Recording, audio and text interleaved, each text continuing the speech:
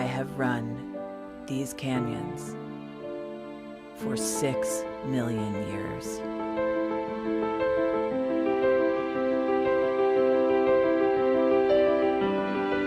I have traveled from the Rocky Mountains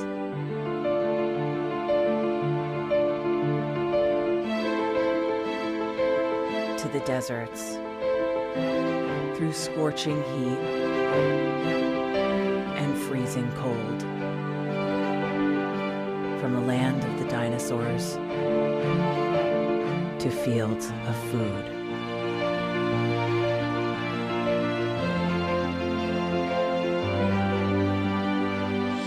I lend my hand to 7 states, 2 countries, 9 national parks, and 36 million people across an arid West. I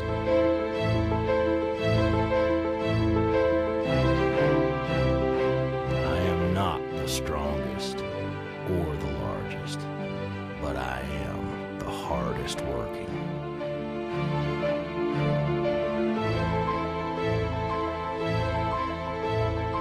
People love me. My playfulness, My beauty. my power,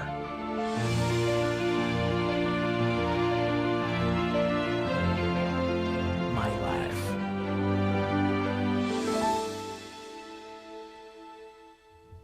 But I don't think I can offer any more.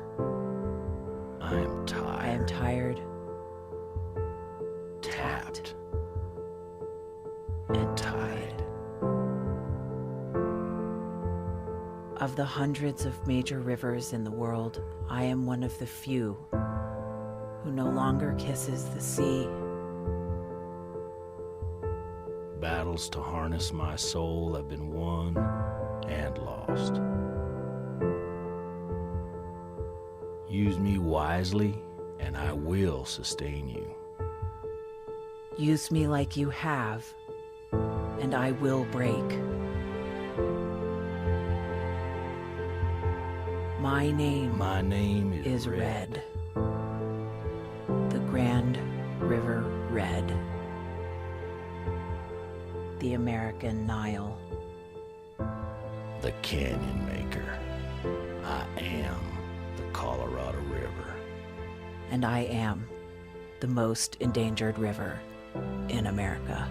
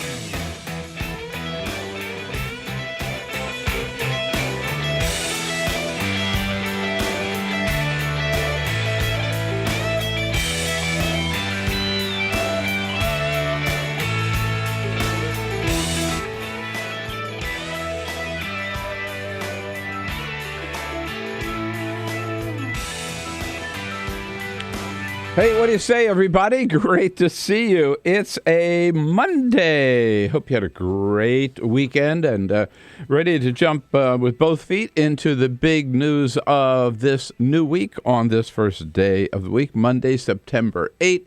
And here we are with you on Free Speech TV nationwide and on TawkrTV. TawkrTV worldwide. That's a video stream, youtube.com/Tawkr, TAWKRTV.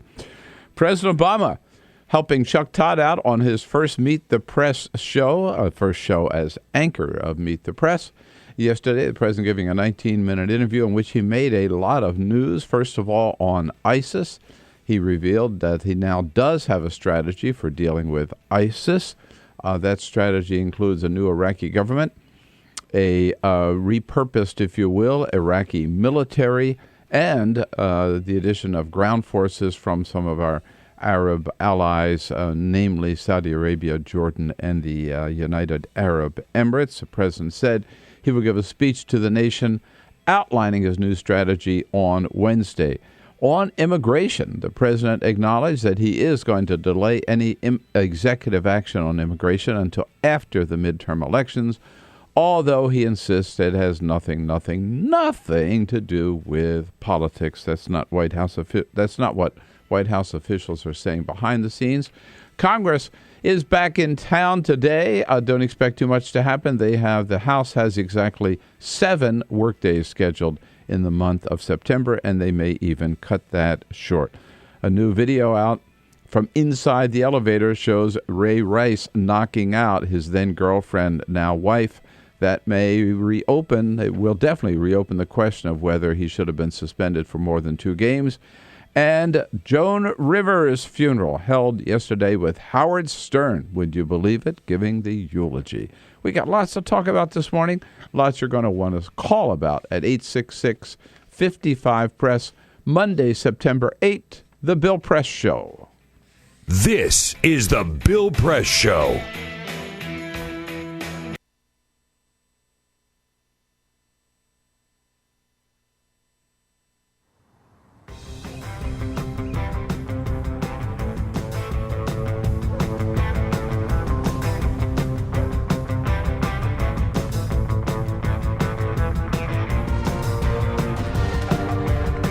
You know, sometimes when I'm walking down the street, I'm not necessarily looking out and seeing all these water-wasting lawns and people that aren't as connected to their neighbors and their lives as they could be. I'm walking down the street looking, going, edible oases, rainwater, fed landscape, and just looking at the possibility of these sort of landscapes up and down the streets of neighborhoods and communities all across this world.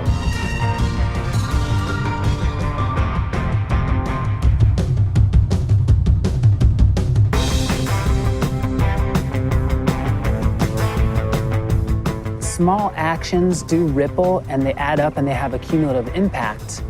And so when you're building upon your small mindful actions, you know, you have the confidence and the ability to take on something a little bit greater. So that could be nice.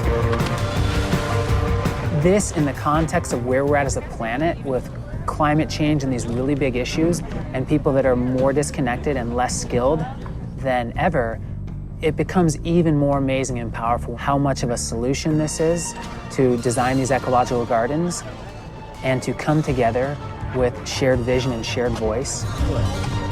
There's never been a time where your choices have mattered more. Doing something as simple as us transforming a landscape creates a model that anybody can look at far and wide, and you're sharing food and connecting and building skills together in your own neighborhood. It's a richer way to live in normal times, but in the new normal of climate change and erratic weather and economic upheaval, it becomes essential. Whether it's me, you, Gandhi, Che, MLK, Willy Wonka, whoever, past, present, or future, the power of our daily actions is all that we have. You know, and like our community said, give me a place to stand and a lever long enough and I'll move the world. And that's what those simple actions do. They move the world every day.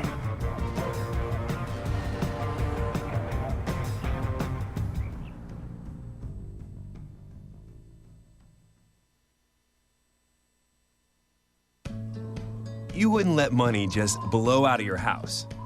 So when your AC or heater is on, make sure the doors windows, and fireplace flue are shut tight. If you're headed out, turn down the AC or lower the heat by 10 degrees. And always keep your water heater set at 120. A little bit of common sense goes a long way. Get more great tips at energysaver.gov. So, I'm kind of new here, but I've noticed a trend. My human does this funny thing where she goes around and gets all my toys, and then she hides them in that basket by the door. But it's always the same basket, and it's always in the same place. And then she acts so surprised when I find them, but, she's putting them in the same basket. Again. It's like, hello, that's where you put it last time. You were the worst at hide and go seek.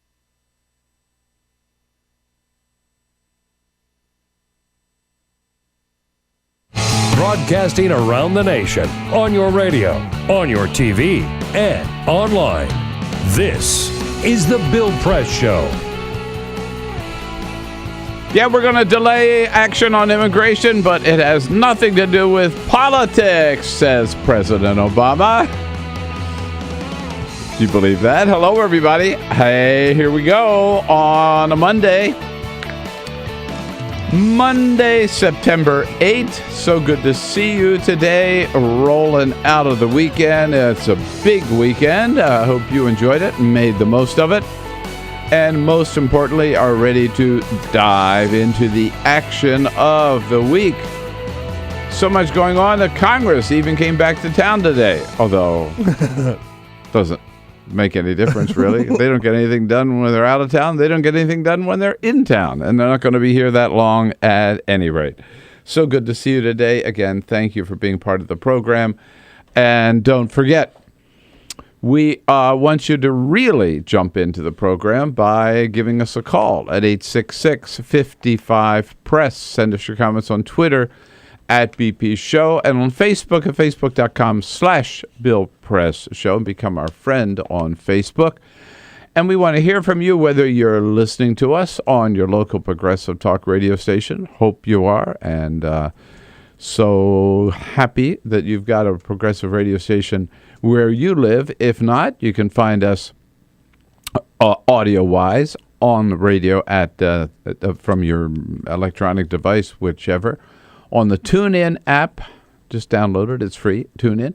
Or on iHeartRadio, where they'll connect you to one of our great affiliates, and you can follow us there. And on the video side, we're there with you on Free Speech TV nationwide and on worldwide on our video stream, TawkrTV, youtube.com/Tawker, TAWKRTV. With that, you meet the team, as you do every morning. Peter Ungburn and Elisa Murphy. Hello, hello. Happy Monday. Peter's looking in good shape today. It's because they're representing us all on with the Washington Triathlon yesterday. Yes, indeed. Good. To the Nation's Triathlon. Yesterday. Thank you for doing that. I was going to do it this year. I know. I was excited to see you out there. But I know you wanted to do it instead, so I. And I'm definitely signing up for next year. So there you go. See? So I slept in. There you go. Yeah. So in honor of to make room for Peter. Thank you very much. No, thank you. Yeah. No, it's nice you have to wake up super early on a Sunday, when we have to do it all during the week. You look forward to sleeping in on Sunday, and then you have to wake up early to go, do a triathlon. So. All right. You did us proud?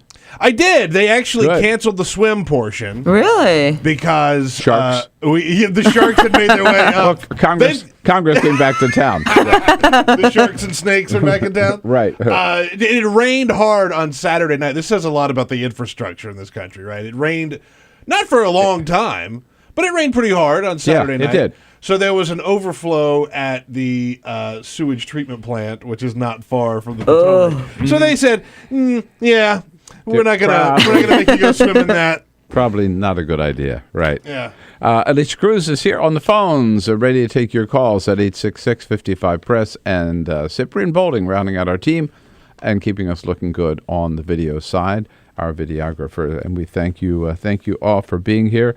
How about it? President Obama is back in a big way. He was on the Meet the Press yesterday for Chuck Todd's first appearance as host, the new host of Meet the Press. And the president did a little surprise, coming back from NATO, he did a little surprise visit on his last day. He went over to see Stonehenge, which is not that far away. I think he took a helicopter and then motored in.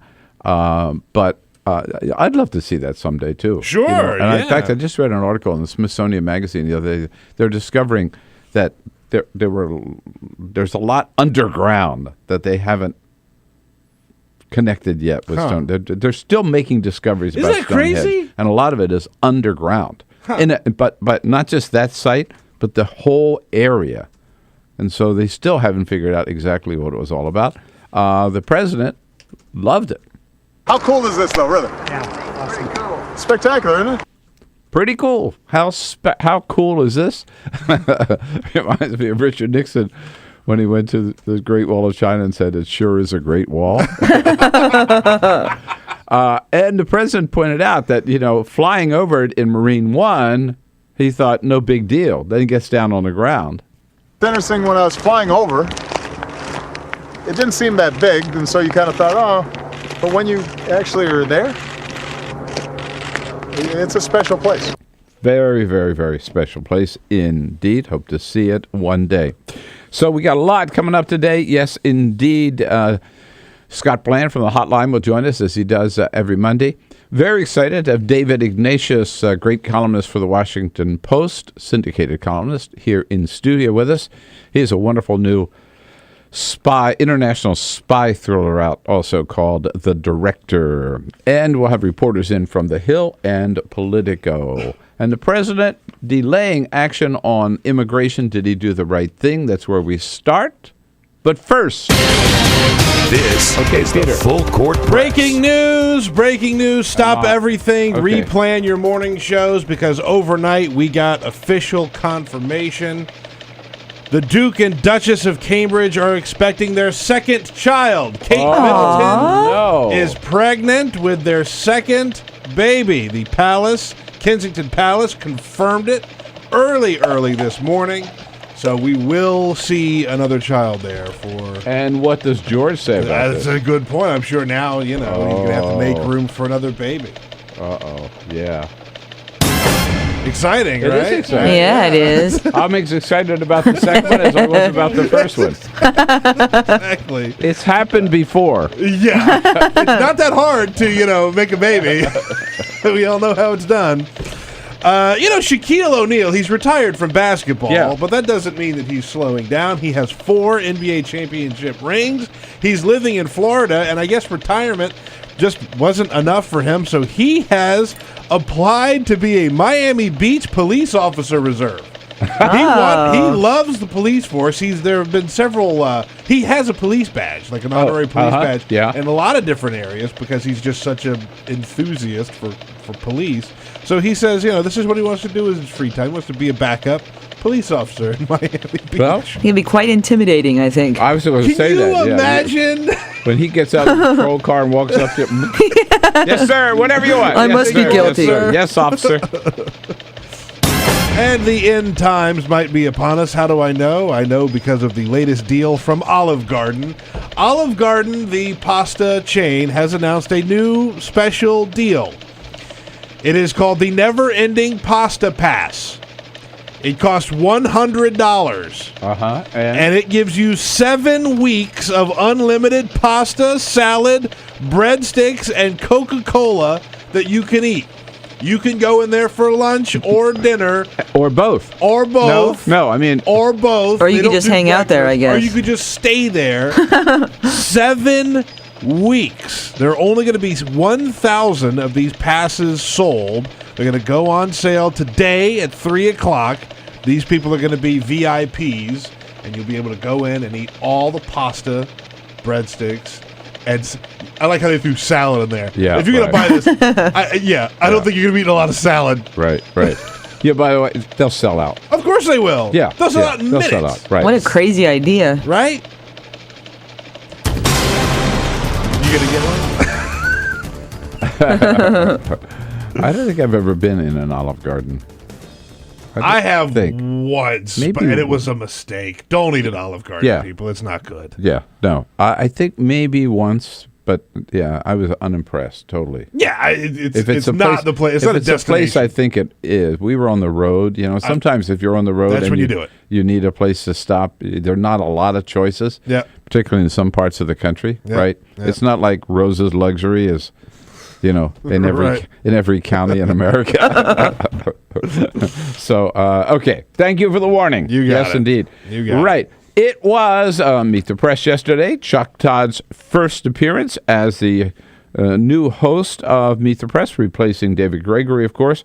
Chuck Todd, who for some time has been the political director of NBC and at one time a frequent guest on this show when he had a little more time on his hands, a friend of mine, and has also been covering the White House for NBC as their chief White House correspondent.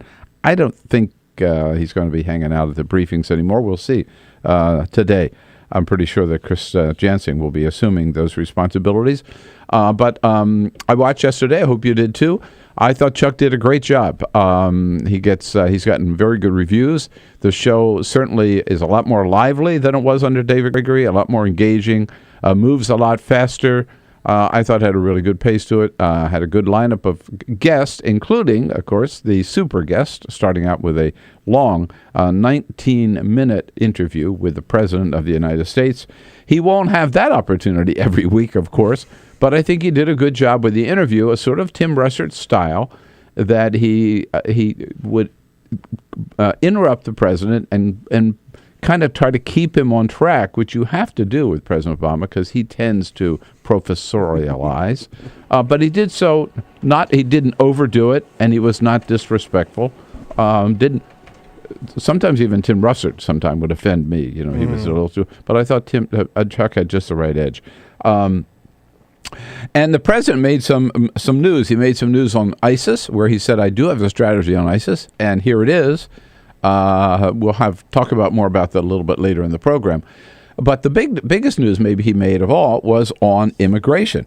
The president confirmed, first of all, that he will take executive action on immigration reform because Congress won't. In the absence of action by Congress, I'm going to do what I can do within the legal constraints of my office because it's the right thing to do for the country.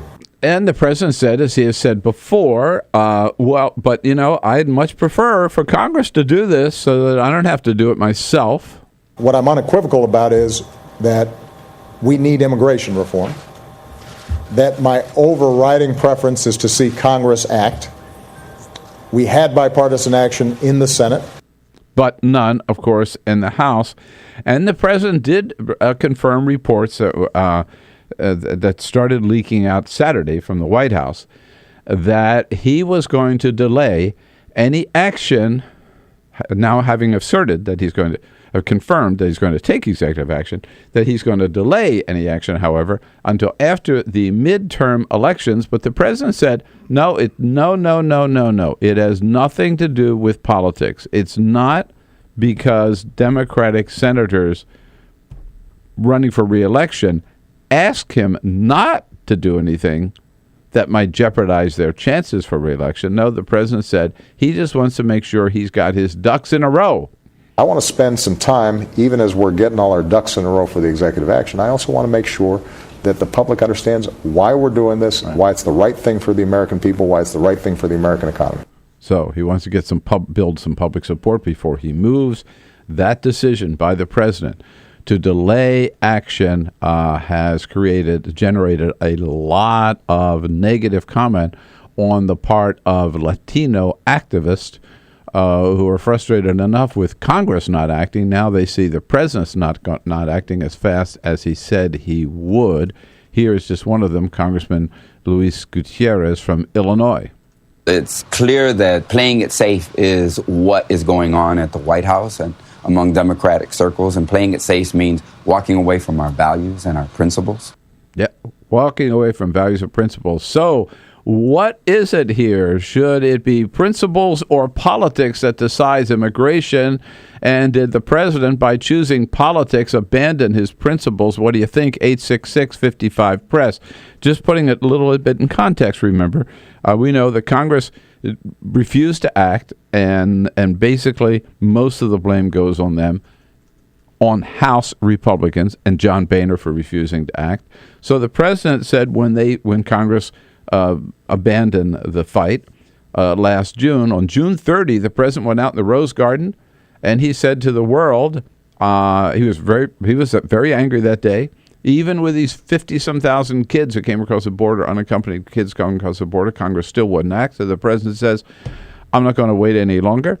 And he said on June 30, I have asked the Department of Homeland Secretary and the Attorney General to come up with some recommendations on what I can do myself by executive action.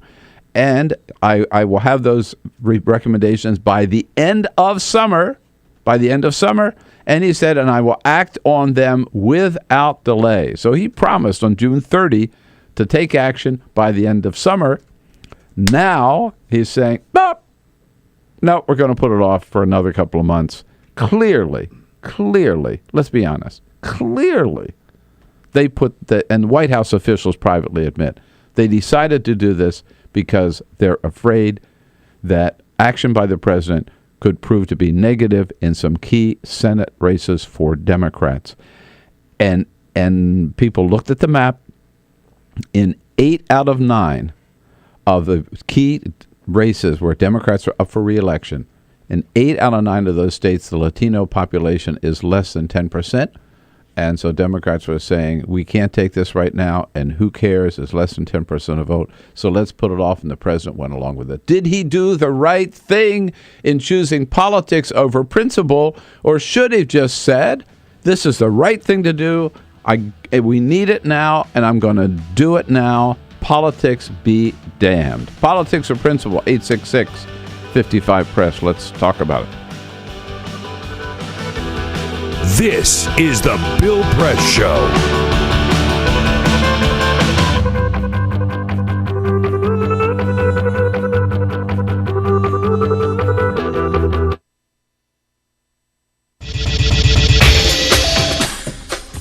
Tune into Free Speech TV for Democracy Now!, a national, independent, award-winning news program bringing you people and perspectives rarely seen on corporate media. Grunt work. Love it, hate it, useful, not useful? Necessary. Our social entrepreneurs are people who have been on the front lines of social change. I've learned so much from talking with them. This is Cafe Impact, and I'm Jonathan Lewis. I will say that I think is a challenge for anyone, especially the new workforce as they come in, is the ability to accept grunt work with grace. The most boring, awful details are the most important elements of doing this work. From the way you save names in your Rolodex to the way you bank and you deposit checks. The truth is, this work isn't glamorous, it's rewarding. You don't go into this for the glamour, you go into it for the impact. And so it takes that determination to do the scut work to actually get anywhere. It can be really challenging in a first job for someone who's coming out of finishing school to have the enthusiasm that they do to make the type of social impact that they've dreamed of. And now they're here in this first job, and all of a sudden they're shouldered with all this grunt work. And they don't understand, and they don't get it, and they're resentful. Talk more about the power of answering phones.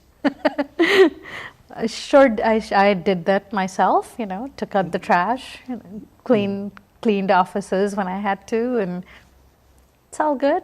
There's power in being a good team player and in being somebody who sometimes has to support other people's leadership before you get to have your own moment in the sun.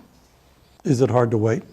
It is absolutely hard to wait, especially if you're an alpha female like I am. I think grunt work can help a new employee build trust internally and teach them the nuances of how an organization is run so that they can have a real good sense of what HR is doing, what finance is doing, what all the other departments are, and that actually makes them a better employee in the long run. So in my role on a daily basis, I literally can be looking at a new venture in software.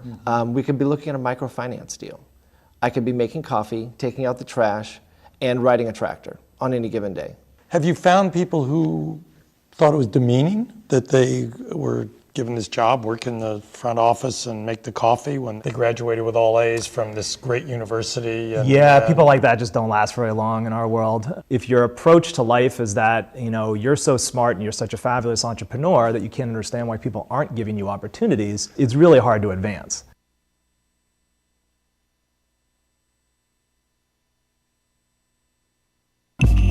Tune in to Gay USA with hosts Ann Northrup and Andy Hum for in-depth coverage of lesbian, gay, bisexual, and transgender news. Watch Gay USA every week, only on Free Speech TV.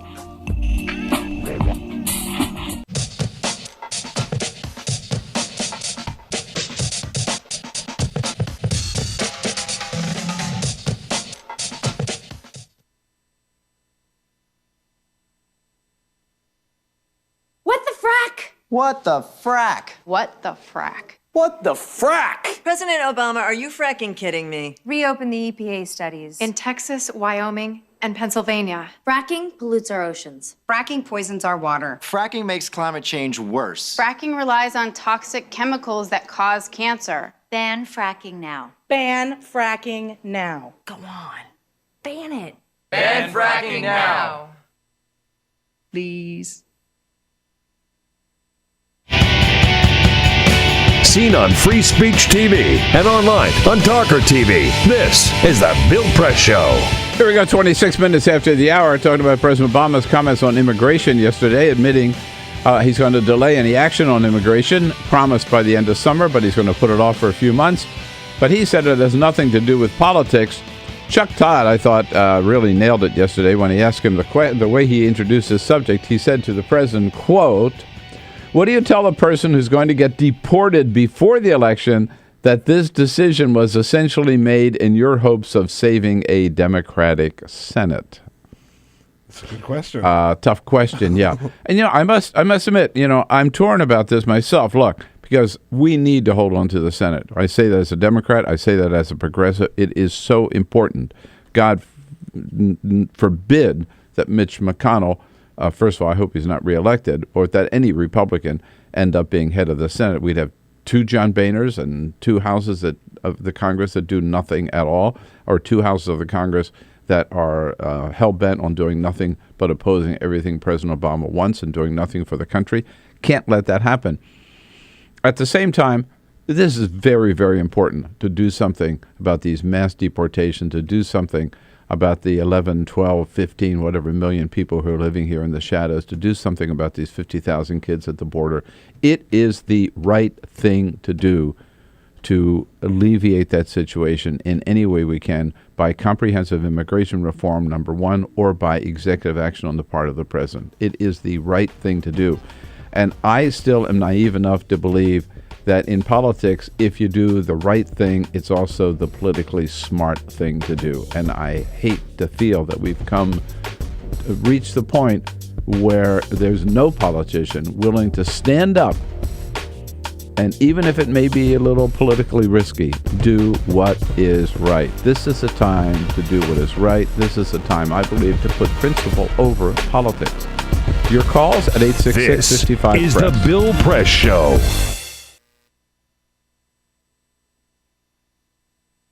This is my computer. This is your computer. Let's go on the internet. Let's go. Click it. Yes. Okay. Eye cursor in between the R and the E. Pressing dot. I want you to just push the area. She's gonna love me all over again. That's it. Jamaica, here you go. Here we go. Good job. Thank you. Thank you. And I did it by myself. Feel smarter. So, I'm kind of new here, but I've noticed a trend. My human does this funny thing where she goes around and gets all my toys, and then she hides them in that basket by the door. But it's always the same basket, and it's always in the same place. And then she acts so surprised when I find them, but, she's putting them in the same basket. Again. It's like, hello, that's where you put it last time. You were the worst at hide and go seek.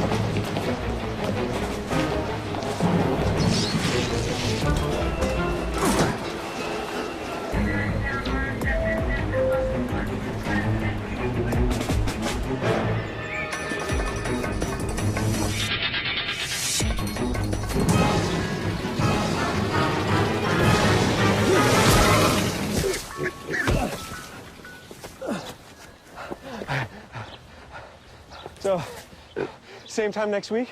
Well, of course. Put away a few bucks, feel like $1 million. For free tips to help you save, go to Feed the Pig.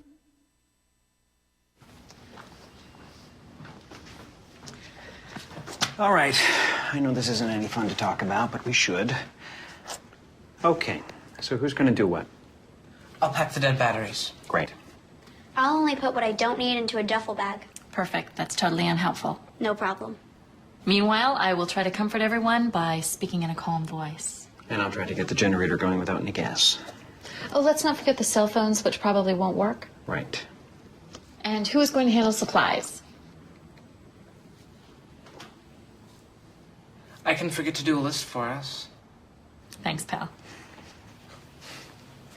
Well, I think we couldn't be any less prepared. I'm proud of you guys. Talk to your kids about who to call, where to meet, what to pack. Visit ready.gov/kids for tips and information. Hey, thanks for stopping by. You know, I followed your character since the first episode. I'm a big fan, big fan. Thank you. And listen, your storyline, it makes for incredible TV drama.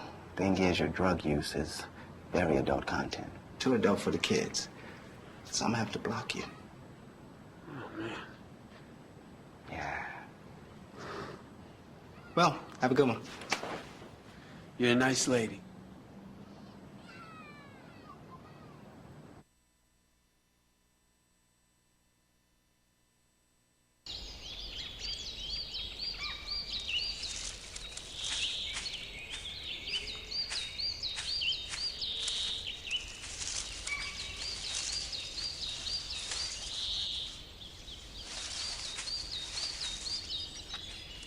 At Earth Justice, we defend the environment in the courtroom. Join our fight. When you take a seat, you take a stand. Earth Justice, because the Earth needs a good lawyer. Tune in to Gay USA with hosts Ann Northrup and Andy Hum for in-depth coverage of lesbian, gay, bisexual, and transgender news. Watch Gay USA every week, only on Free Speech TV.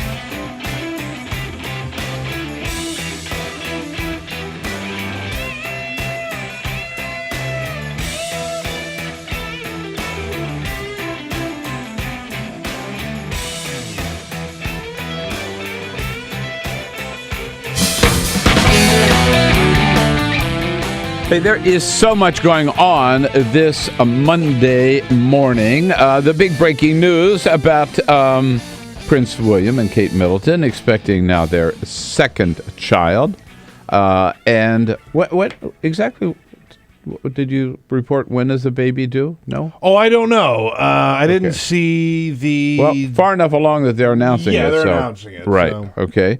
Good for them. Congratulations. And on this side of the pond, the big news may be that the other shoe has dropped on the Ray Rice video. We saw earlier the video where he is having ostensibly knocked out his girlfriend in a fight inside the elevator. We saw Ray Rice dragging his girlfriend out of the elevator by the hair, for which he was suspended for 2 games. 2 games. By Roger Goodell. And everybody said, what? I mean, other people get suspended like for a whole season or for something because of marijuana. This is before he changed the policy that the first offense is 6 games. But he did not go back and revisit the Ray Rice thing. Now... the other shoe was dropped, and somebody has released the video, which we knew existed. Yeah. We knew we were going to see it sooner or later, of Ray Rice inside the video. We should put the link up. You can find it anywhere, but we'll put the link up on our website as well. Easy place to go to BillPressShow.com. And it is really disgusting. Here's some of the details, because TMZ got a hold of the video. This happened in the Revel Hotel and Casino in Atlantic City, which we heard last week. They're closing down. The one that just shut down, right. And so it was February 15th when this took place, and there is footage inside the elevator, which we had not seen. TMZ reports, by the way, that the employee of the hotel that gave it to them says that the NFL saw this footage from the elevator. Now, once you see this footage, and it's disturbing footage. It's very disturbing. It's an NFL running back throwing a full force punch at his girlfriend. Right. And who looks pretty petite in this thing. Yeah. Certainly he hits compared her to him. so hard with his left hand that it throws her to the edge of the elevator, where she hits her head on the metal railing inside the elevator, and she's unconscious. But she is totally unconscious. Right. Yeah. And then, then the elevator stops and he kind of drags her. She's her out. Half in, half out of the elevator. To drag her out. Right. Yeah. It's really disgusting. The question is, will Goodell now reopen this case? That's one question. I guess the other question is, maybe before that, is did he see this video before he only suspended him for 2 games? And if so, then Roger Goodell will be fired. He should answer that question. The employee says he saw it. The employee says Goodell saw this video. The person who worked at the casino. If that's true, Goodell has a lot to answer for, because it's one thing to say we don't know what happened inside that elevator. We can clearly see that something is wrong with his girlfriend unconscious and him dragging her out of it. But when you see the physicality of this altercation, and you think a 2-game suspension is worthy of the crime, yeah. Right. And in the elevator, and again, take a look at it, pull it up anywhere you can, and go BillPressShow.com or other sites. But, obviously they're fighting about something, right? Obviously there's something going on. They get in the elevator, as soon as the door closed, she turns to him, they're talking back, and then she comes toward him. But I mean, her hands aren't up. Her hands aren't up, and it's not like she's throwing a fist at him. She comes toward him. They're having a spat, and then he just hauls off and clubs her with his left hand. Yeah. And then, as you said, knocks her. She falls against the side of the elevator, hits her head on the metal railing, and then she's out cold. And that, So, I mean, if Goodell saw that basically and gave him only 2 games, Goodell is in effect saying, wife beating's okay. Yeah. Girlfriend beating is okay. Domestic abuse is okay. Nothing wrong with it. Well, maybe a little bit if we see the videotape. Right. Otherwise, we'll just forget about it. We gave Roger Goodell a little bit of kudos when he came back and said, I was wrong on the Ray Rice thing. Right. This is our new policy going forward, right? 6 games for the first offense, and then wait at least a season after that, right? Probably more. So good for him. And he fessed up. He admitted he was wrong in only giving Ray Rice 2. Right. But if this video was on his desk and he saw this video, then I don't care if he apologized for getting it wrong. I don't care. Whatever. Yeah. I totally agree. Yeah. No, the apology doesn't cut it if he had seen this video inside the elevator. Yeah. I think this is going to this should blow the whole thing wide open again. Keep Ray Rice off the field. Go back, change the decision. You're done. Now remind me, this was not Ray Rice's first offense, was it? I believe it was. I believe this was his first offense. So I thought he had some previous problems. He's got, at least with the domestic abuse, I think this is his first offense. So yesterday the Ravens played, they lost.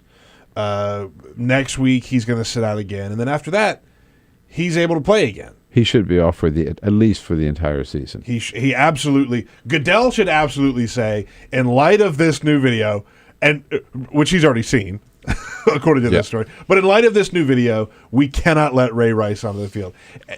Who's going to disagree with that? So, by the way, while we're slamming professional sports, we also point out the owner of the Atlanta the Hawks, right, has announced that he is going to sell his share of the team after. He sounds like the Donald Sterling of the South. It's Bruce Levinson. Yeah, it's a bad story. He wanted to get out of being one of the part owners of the Hawks, so he sort of self-reported is the story. He self-reported an email he sent a couple months ago that was racist. Totally racist, saying that the black fans in Atlanta were turning off the white fans. They need more white cheerleaders to attract white fans, and that basically their advertising for the team should be directed to middle-aged white men, right? So we don't need any more black fans in the stadium. He said this 2 years ago. What's so hypocritical about it is just a few months ago, he was one of the loudest voices saying Donald Sterling can no longer be an owner because he's a racist. So he was leading a charge against Donald Sterling. He himself had said some of this stuff. So now he is out. I'm telling you, professional sports across the board, man, they really, really, really look bad. This email is one of the classic, I'm not racist. Yeah. Like, he probably in his mind had no idea that this is just crazy, crazy racist. He's so upset that not more white people are showing up and complaining, well, the black fans are scaring off all the white people. That is, on its face, one of the most racist things you can say. Now, he didn't use the N-word and didn't tell somebody that they shouldn't be associating the way that Donald Sterling did, but this is just as racist. Yeah. Flat out. Well, at the risk of making a racist comment myself, I would just say there's a black guy for the NFL and for the NBA. Good point. Back with Scott Bland from Hotline on the news of the day. Good to have you with us this Monday. How about it? This is the Bill Press Show.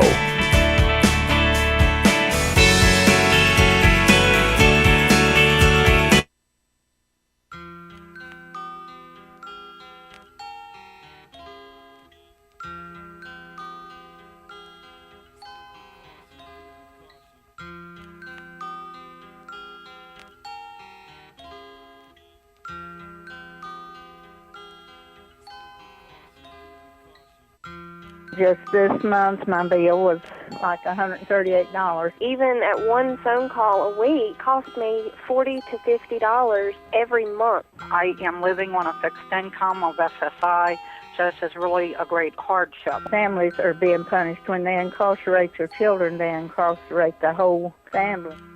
In 2011, the Media Action Grassroots Network, Working Narratives, and Prison Legal News founded the Campaign for Prison Phone Justice, an effort to call on the FCC to address the cost of interstate phone calls. The campaign mobilized prisoners to send hundreds of letters. Advocates and families filled out postcards, met with elected officials, and signed petitions. Partnerships were formed across the political spectrum and with groups in the criminal justice, civil rights, and public interest community. The film distribution company Participant Media and director Ava DuVernay joined the fight through a social action campaign tied to the release of the feature film Middle of Nowhere. In an effort to push the FCC to act, the campaign hosted a historic rally outside of the Federal Communications Commission where for the first time, families of prisoners, elected officials, civil rights and faith leaders came together to call for an end to predatory phone rates. We're all held captive when predatory phone companies gouge our families. My son has been incarcerated now for over 10 years, and my husband estimates that in the time we spent over $25,000 on prison phone calls. My hero's not yours, you probably arrested them. Your schools probably neglected them. They spawn thoughts, you probably infected them. Feed us what you feed us, you can lay us next to them. FBI call it major crimes. Babies making babies cry.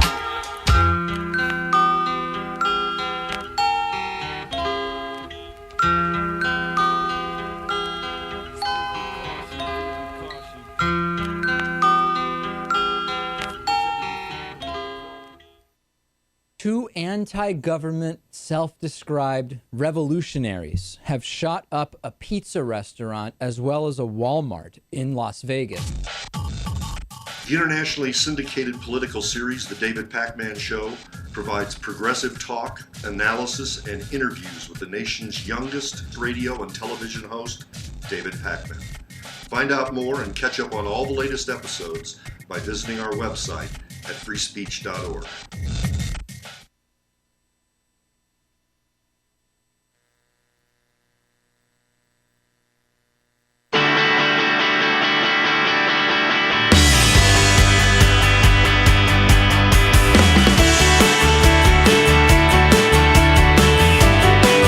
On your radio, on TV, and online. This is The Bill Press Show. At 13 minutes after the hour, it's Monday, September 8th. Hello, hello. Welcome back to the work week. Hope you enjoyed the weekend. Are ready to jump into the news of the day. And on the political front, can you believe there are still some states that have not yet had their primaries? Scott Bland, a good friend from the Hotline, National Journal Hotline, editor-in-chief, joins us again on our newsline this Monday. Hello, Scott. Always good to talk to you. Thank you. Good to be here. So what's going on? States that haven't held their primaries yet? I mean, it's September, for God's sakes, right? Oh, yeah. It's the last wave. We've got five up today. Well, really 4.5. I can explain that later if you really want. But okay. So they're kind of figuring things out really after Labor Day, as the rest of the country is. What states are outstanding? Well, we've got Massachusetts, New Hampshire, Rhode Island, Delaware, where there's nothing of huge federal interest happening, and then New York is kind of the half state. They already had their congressional primaries, but they still hold their state level primaries on the traditional date in September. I got it. Now in Massachusetts, is it just the governor's race? I guess, correct? And congressional races, actually. So the governor's race was, this is Attorney General Martha Coakley's big comeback, and it looks like she's going to pass with flying colors the first stage. She's had a pretty big lead in the primary and all the polls. Actually, the kind of more late-breaking race is Congressman John Tierney's primary in the 6th District in Massachusetts. He's been dogged for the past couple elections by family legal trouble, none of it implicating him, but his wife and his brothers-in-law about bad taxes filed off of offshore gambling revenue. And he almost lost his general election in 2012, and now he's facing a strong primary challenge from a Democratic political novice, a Marine veteran named Seth Moulton. Well, I have to check into that. But he himself not involved in these gambling operations. Is that correct? He's never been legally implicated. One of his brother-in-laws made a statement at his conviction that Tierney knew everything, but Tierney's denied it. He's never been in any sort of legal jeopardy, but it's a pretty tough story to have. Dogging you, right? Right, circling you when you're an incumbent congressman. So, what's the story with Cuomo in New York? Jumping to New York, I mean, I keep seeing these stories in the New York Times that he's not campaigning at all. He's just sort of knows he's going to win, and so doesn't want to be bothered. Yeah, I think that's part of it. He did jump onto the campaign trail a little bit this weekend, and toward the end. It's one of those things of kind of trying not to add fuel to a story that's probably a little bit overblown. I mean, there haven't been any polls on Governor Cuomo in New York since the middle of last month, but the ones that there were, Quinnipiac, and showed 70 to 80% favorability among Democrats. Yeah. So the idea that he's in serious trouble in a primary is probably. I mean, that said, we've seen numbers move very quickly in some primaries this year. But the idea that he's in trouble is probably a little overblown. But at the same time, it's very interesting that at this moment he's experiencing really the most difficult period of his governorship so far. just with the revelations about his administration's dealings with the Moreland Commission, and the fact that Zephyr Teachout has become kind of a point of a rallying point for some of the progressives and liberals who have been upset with Cuomo for a long time, but really haven't known what to do with that energy. Yeah. Yeah, no, I've seen a lot of good publicity on her part lately, but I think Cuomo has a pretty safe run there. In New Hampshire, I thought we knew it's Scott Brown versus Jean Shaheen, right? I mean, what's to be decided? Basically, I mean, he does technically still have to get through a primary. Again, this is another situation of everyone pretty much knowing that he's going to get through. He's much better known than his opponents. Interestingly, there has been a late kind of push on outside spending for one of his Republican opponents, but as far as we can see, it hasn't boosted them over Brown to some extent. And you'll see, Democrats have been expecting to face Brown for months and months. They've been running hundreds of thousands of dollars worth of attack ads against him already, just like they would have if the primary had been in June. So it sounds like in most of these states, it's a matter of going through the motions, but they haven't done so yet, right?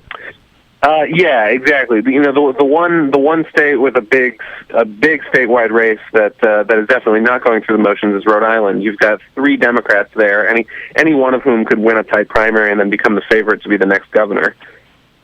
Whoa. Now, when I think of Rhode Island, the only race that I'm really interested in is mayor of Providence. Buddy Cianci's running again, right? That's right. And so the reason why the mayoral office is open is because Angel Tavares, the current mayor, is one of the people running for governor. You've actually got a situation where there are multiple future Democratic stars, people think, running for governor. You've got Dovere, who would be the first Hispanic governor. You've got Gina Raimondo, the state treasurer, who would be the first woman governor. And then also you've got Clay Pell, the grandson of the former Republican Senator Claiborne Pell. Yeah. And they're all neck and neck, it seems like. People watching the race say it's too close to call. And in the mayor's race, does Cianci have a shot? I can't confess to having followed that one that closely, but I've learned not to count people out because of small things like felony convictions and serving time in prison, right? Right, exactly. I mean, we've got Edwin Edwards running for Congress again in Louisiana this year after a prison term. So maybe there's a trend story there. And we have Marion Barry on the Washington D.C. City Council. So there you go. Okay, good. Very interesting. I didn't even know these primaries were still out there, Scott. So good reporting on this, and thanks for being with us again this morning. Okay, talk to you again. Thanks, Scott. And I'll be back, and we'll have a quick little story here, wrap things up on our first hour together. This is the Bill Press Show.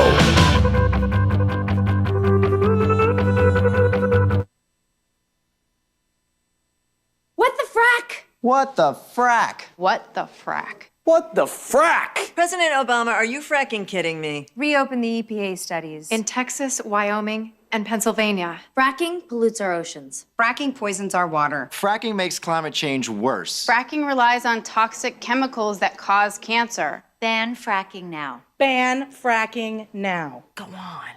Ban it. Ban fracking now. Please.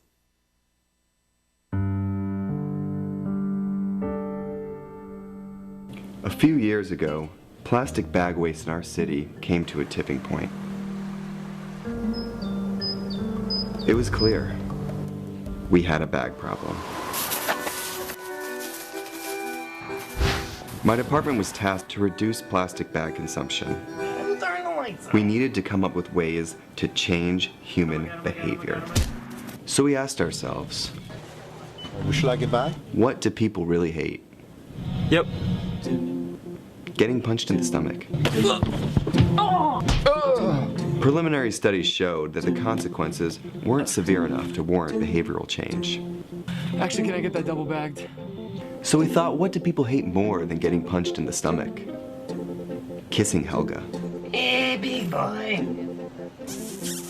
People didn't find her so offensive after all, so we had to get creative. How many bags? Okay, now, pour this ice water down your pants. We tried everything.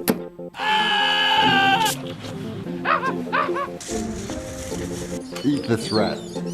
Defuse this bomb. Even fighting your clone. After blowing through millions of dollars of government funds on research, I came up with a brilliant idea. Why don't we just charge 5 cents per bag? That's a stupid idea. Would you like a bag? Yes.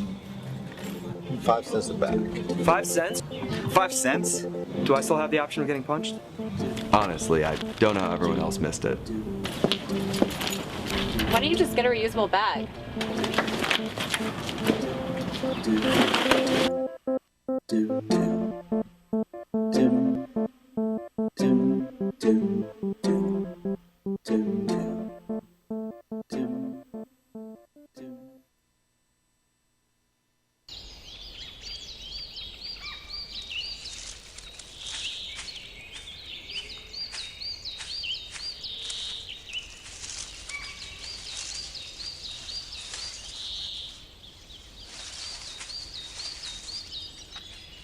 At Earth Justice, we defend the environment in the courtroom.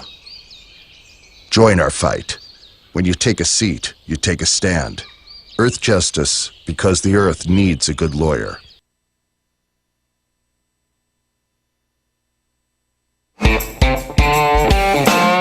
This is the Bill Press Show. Kevin Cirilli, friend of Bill, next hour. You know, we talked a lot about former governor of Virginia, Bob McDonnell, and his conviction last week. The Washington Post has a great write-up of the timeline of how this all came together. One detail that we hadn't really learned about was the plea deal that he was offered. Yeah. It would have given him from probation to only 3 years in prison. It would have meant no jail time for his wife, and McDonnell turned it down without consulting her. Oh. Didn't even talk to her about it and turned down the plea deal.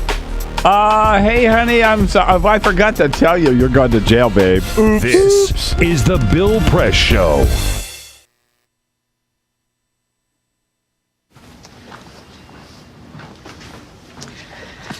All right. I know this isn't any fun to talk about, but we should. Okay. So who's going to do what? I'll pack the dead batteries. Great. I'll only put what I don't need into a duffel bag. Perfect. That's totally unhelpful. No problem. Meanwhile, I will try to comfort everyone by speaking in a calm voice. And I'll try to get the generator going without any gas. Oh, let's not forget the cell phones, which probably won't work. Right. And who is going to handle supplies? I can forget to do a list for us. Thanks, pal. Well, I think we couldn't be any less prepared. I'm proud of you guys. Talk to your kids about who to call, where to meet, what to pack. Visit ready.gov/kids for tips and information.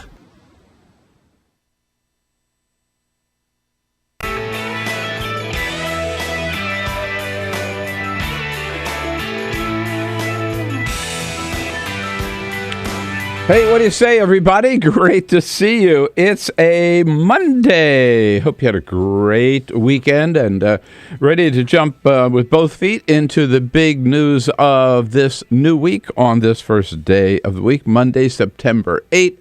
And here we are with you on Free Speech TV nationwide and on TawkrTV. TawkrTV worldwide. That's a video stream, youtube.com/Tawkr, TAWKR-TV. President Obama helping Chuck Todd out on his first Meet the Press show, first show as anchor of Meet the Press. Yesterday, the president giving a 19-minute interview in which he made a lot of news. First of all, on ISIS. He revealed that he now does have a strategy for dealing with ISIS. That strategy includes a new Iraqi government, a repurposed, if you will, Iraqi military, and the addition of ground forces from some of our Arab allies, namely Saudi Arabia, Jordan, and the United Arab Emirates. The president said he will give a speech to the nation outlining his new strategy on Wednesday. On immigration, the president acknowledged that he is going to delay any executive action on immigration until after the midterm elections, although he insists it has nothing to do with politics. That's not what White House officials are saying behind the scenes. Congress is back in town today. Don't expect too much to happen. The House has exactly 7 workdays scheduled in the month of September, and they may even cut that short.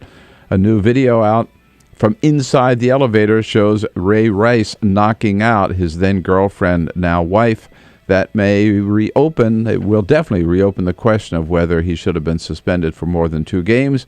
And Joan Rivers' funeral held yesterday with Howard Stern, would you believe it, giving the eulogy. We got lots to talk about this morning, lots you're going to want to call about at 866-55-PRESS, Monday, September 8th, The Bill Press Show. This is The Bill Press Show. What gets you into college? Good SAT scores? High GPA? Lots of extracurriculars? Sure, but what you really need is money. If you don't have the cash, you'll need a loan. And we mean huge student loans because the cost of college has risen 1,000% in the last 30 years. This means big money for the banks that collect fees and interest. Now, millions of young people are starting their adult lives with an average of $29,000 of loans on their backs. Altogether, we're talking $1.2 trillion in student debt. And more people are finding it impossible to pay them back. Welcome to the student debt crisis. The increasing demand for higher education and cuts to state funding gave colleges a huge incentive to keep inflating prices. I graduated about a year ago, currently in $35,000 of debt. I am in debt about like $25,000. I owe $23,000. I owe over $50,000 in student loans. 38.8 million Americans owe money on a student loan. And the biggest names in banking are making huge profits off the booming student loan industry. Sallie Mae, the largest provider of private student loans, made $949 million last year. They only give you about 6 months to look for a job. You have to start paying back the loan. It's very pressuring, especially nowadays. It's very hard to find a job. Over half of the students graduating in 2012 could not find a decent paying job. They either had low-wage jobs or unpaid internships or were unemployed altogether. So you can't make the payments. You start incurring late fees, which makes the loan even harder to pay off. And it stays with you for years, even decades. Right now, a third of the people who started repaying their loans are delinquent or in default. That's 13.7 million people, more than the populations of Chicago, New York, and San Francisco combined. Worse, it's not just the borrowers who are in trouble. Many loans require co-signers. So if the student is unable to pay, that co-signer, a father, a mother, or a grandparent, is now on the hook. Even a grandparent's Social Security benefits can be garnished to pay the loan. We should have an answer to this. If you get really behind in your car payment or your credit cards, you can file for bankruptcy. But Congress has made it nearly impossible to discharge student loans through bankruptcy. Big institutions make big profits while students try to make ends meet under crushing debt. Is this how we want our education system to work? The whole point of going to college is to get the career you want, but lately that's been discouraged because no one can afford school. You get a job just to pay off your student loans. We need higher education, not higher debt. Sign up to end the student debt crisis at higherednotdebt.org.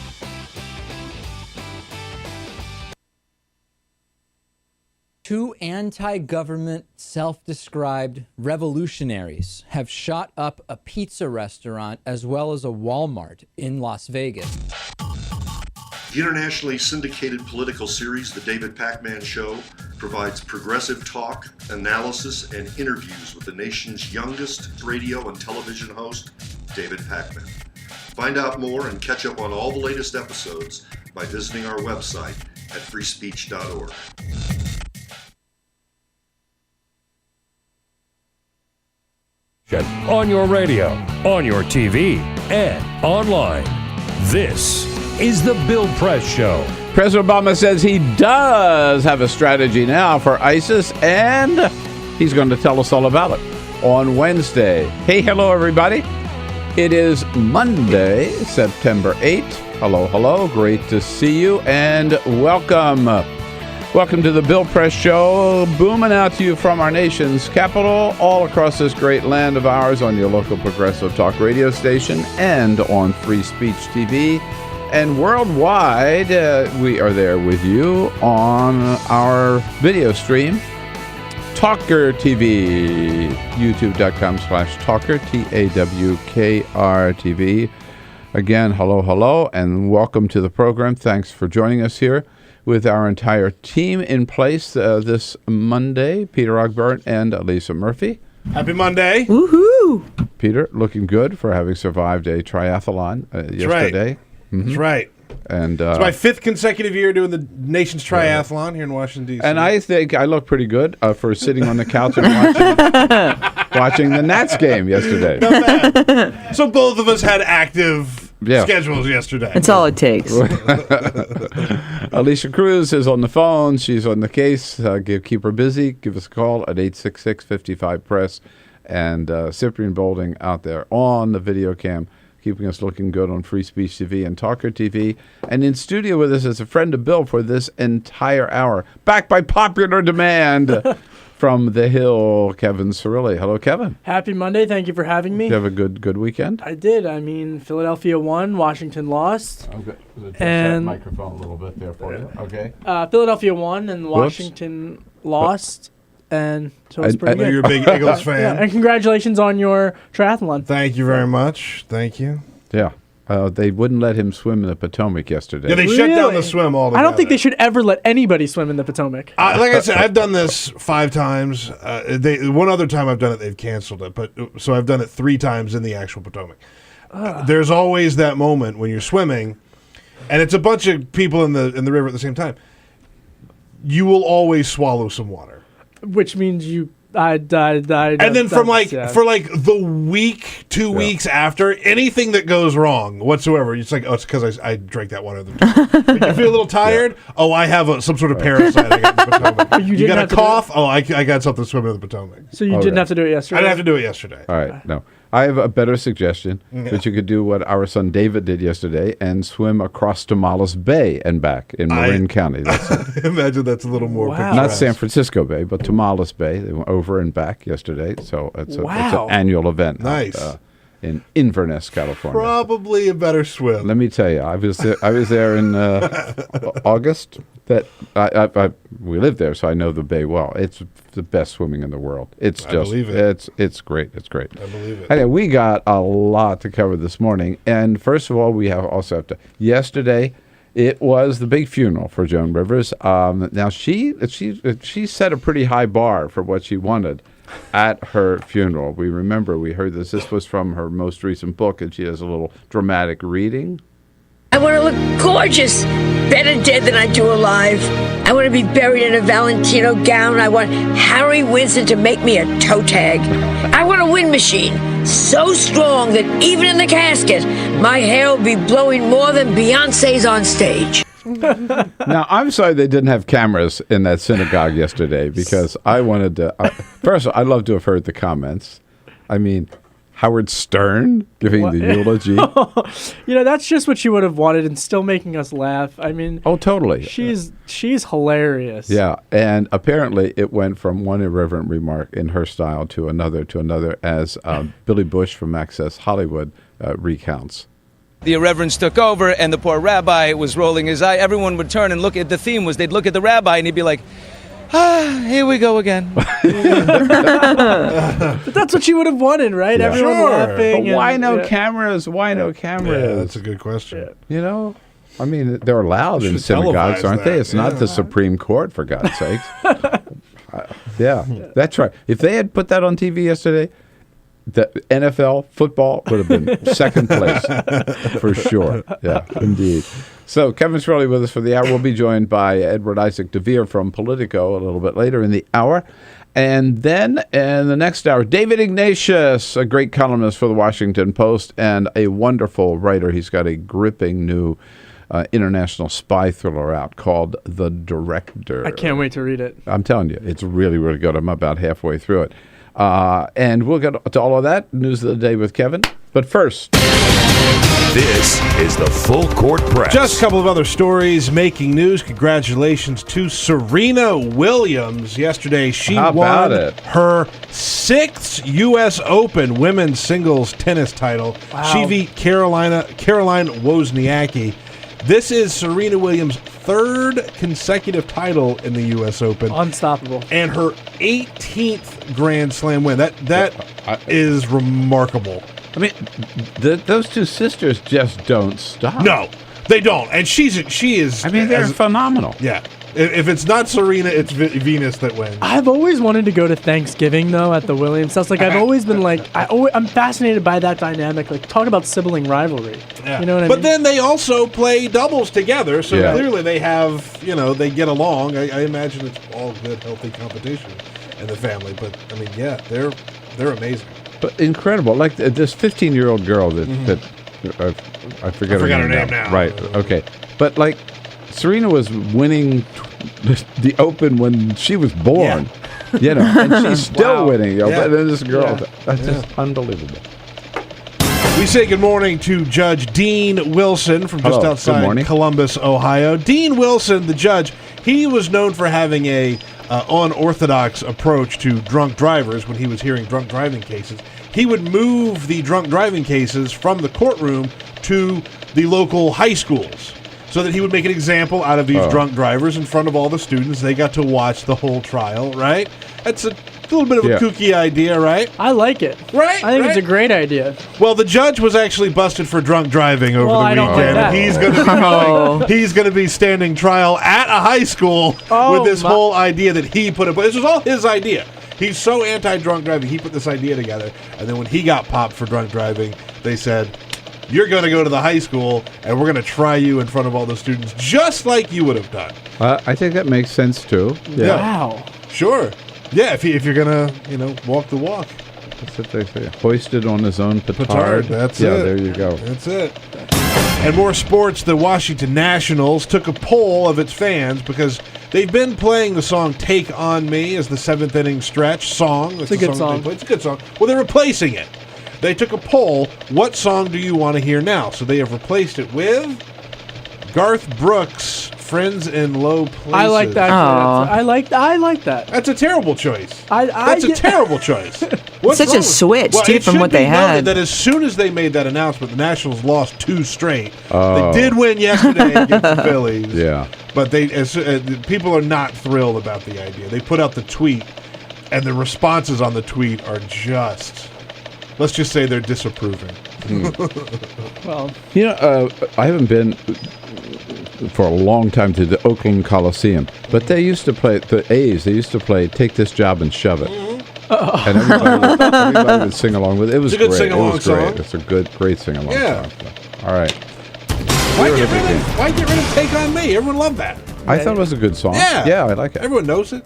Singable. All right, so Kevin, this is so exciting. I can't tell you how excited I am that Congress is coming back. They're finally back. God. After like 5 weeks away. Yeah, here we are. Just a few more hours, and we'll get so they're coming back for how long to do what? Well, they've got like a 2-week session essentially, and they've got to do a lot. They've got to pass a continuing resolution, which of course is a short-term budget measure to keep the government open. If they don't pass it, there's going to be another government shutdown. Though I don't think anybody expects that there would be another government shutdown this close to the midterm elections.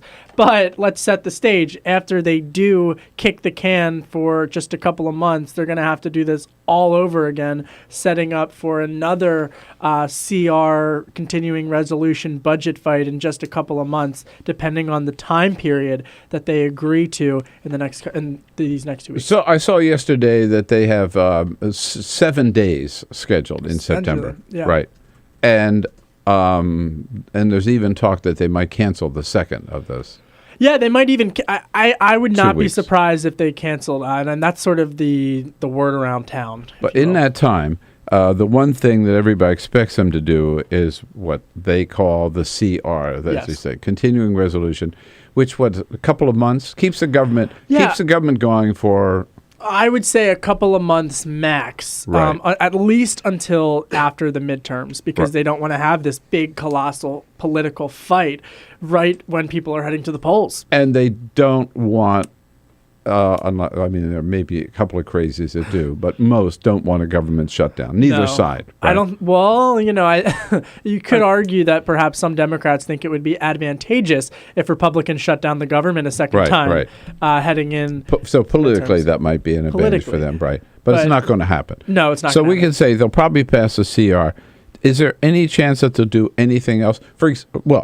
We got a little thing going on. Maybe the members of Congress home didn't realize that. We got a little thing going on with ISIS in Iraq and Syria. Are they going to debate to authorize the president to take action against ISIS? That's a great question. And I think that yesterday when you saw President Obama speaking on Meet the Press, and you also saw some of the Republican lawmakers like Senator Rubio and, of course, Senator Cruz, all indicating that if you listen to the Republicans, they criticized the president for not doing more soon enough. But the president's saying that Wednesday he's going to lay out a game plan. And in his interview with on Meet the Press, he said he wants Congress to play a role in this. He wants Congress to have this debate.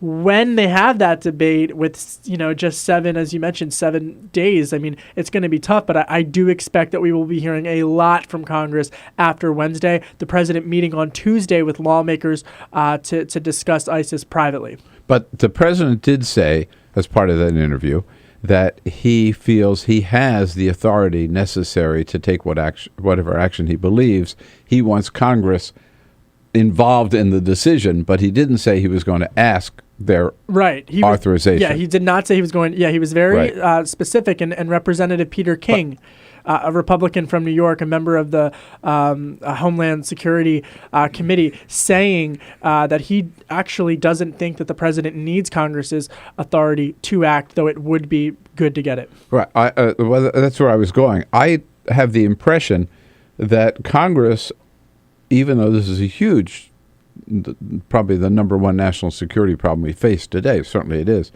that Congress would just as well not be forced to debate it and vote on it. Right? They're going to hold a couple of hearings, but in terms of, no, we have to take action, we have to authorize this before you go on ISIS, I don't think they want to do that. I think they just as well not do it. Well, I think when you saw the president just the other week saying that there wasn't a strategy, I think that was sort of the first time we really saw this bubble over with creating a partisan issue. But I do think that there is a fascinating debate going on right now within the Republican Party between people like Senator Rand Paul, as well as the folks like Senator John McCain and the more hawkish members of the GOP. I do expect there to be a debate about ISIS moving forward. But whether or not there's a vote, I think it would be really interesting this close to a midterm. I would expect him to get approval, though. I would think so too, and I'm somewhat surprised that Congress wouldn't be demanding, that they exercise their role. But again, before the midterm elections, I think they just want to get back in town and back out of town as soon as they can. Well, Republicans do, because they're in a good position to win back the Senate.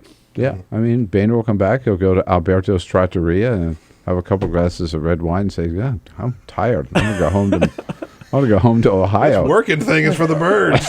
Yeah, right. And the midterms. You mentioned Meet the Press, so I'll take a quick break. When we come back, how'd the president do on Meet the Press? What did he say about ISIS? And also, how did Chuck Todd do on Meet the Press? Kevin Cirilli here from The Hill. TheHill.com, of course. Your calls, your questions at 866-55-PRESS. Is the president doing the right thing by delaying action on immigration? All of that coming up with Kevin. This is the Bill Press Show.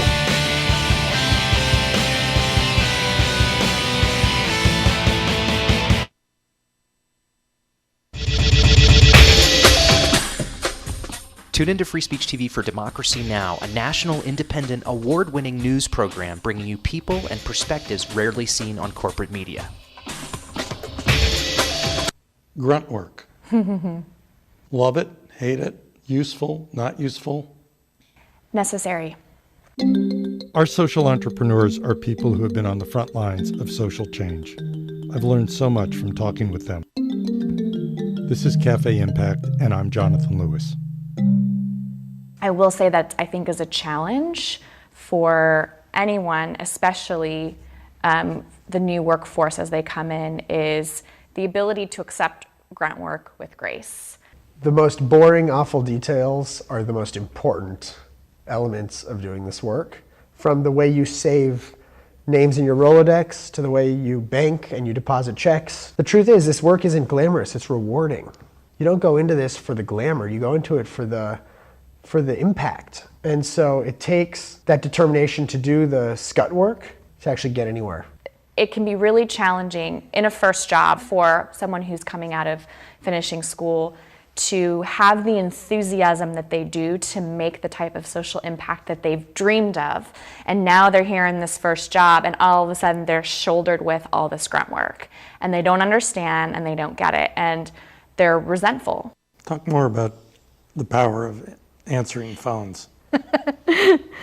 Sure, I did that myself, took out the trash, cleaned offices when I had to, and it's all good.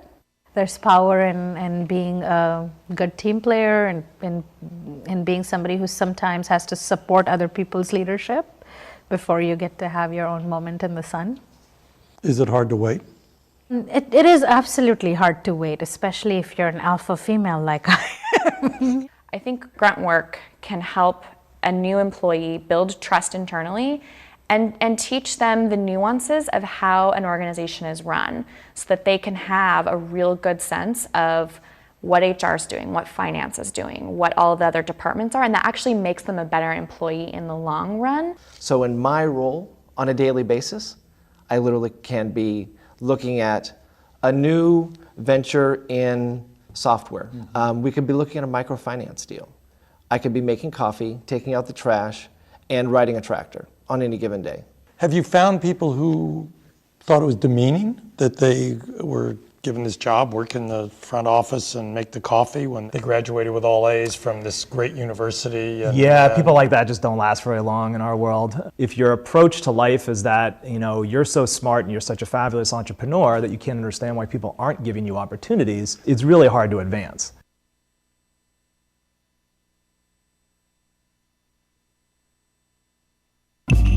Tune in to Gay USA with hosts Ann Northrup and Andy Hum for in-depth coverage of lesbian, gay, bisexual, and transgender news. Watch Gay USA every week, only on Free Speech TV.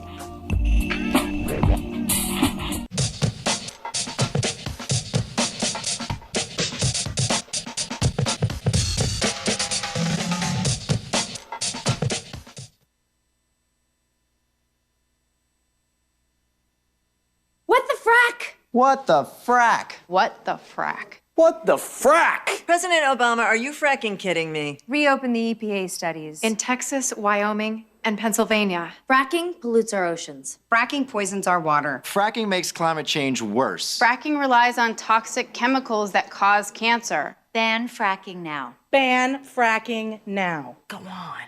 Ban it. Ban fracking now. Please.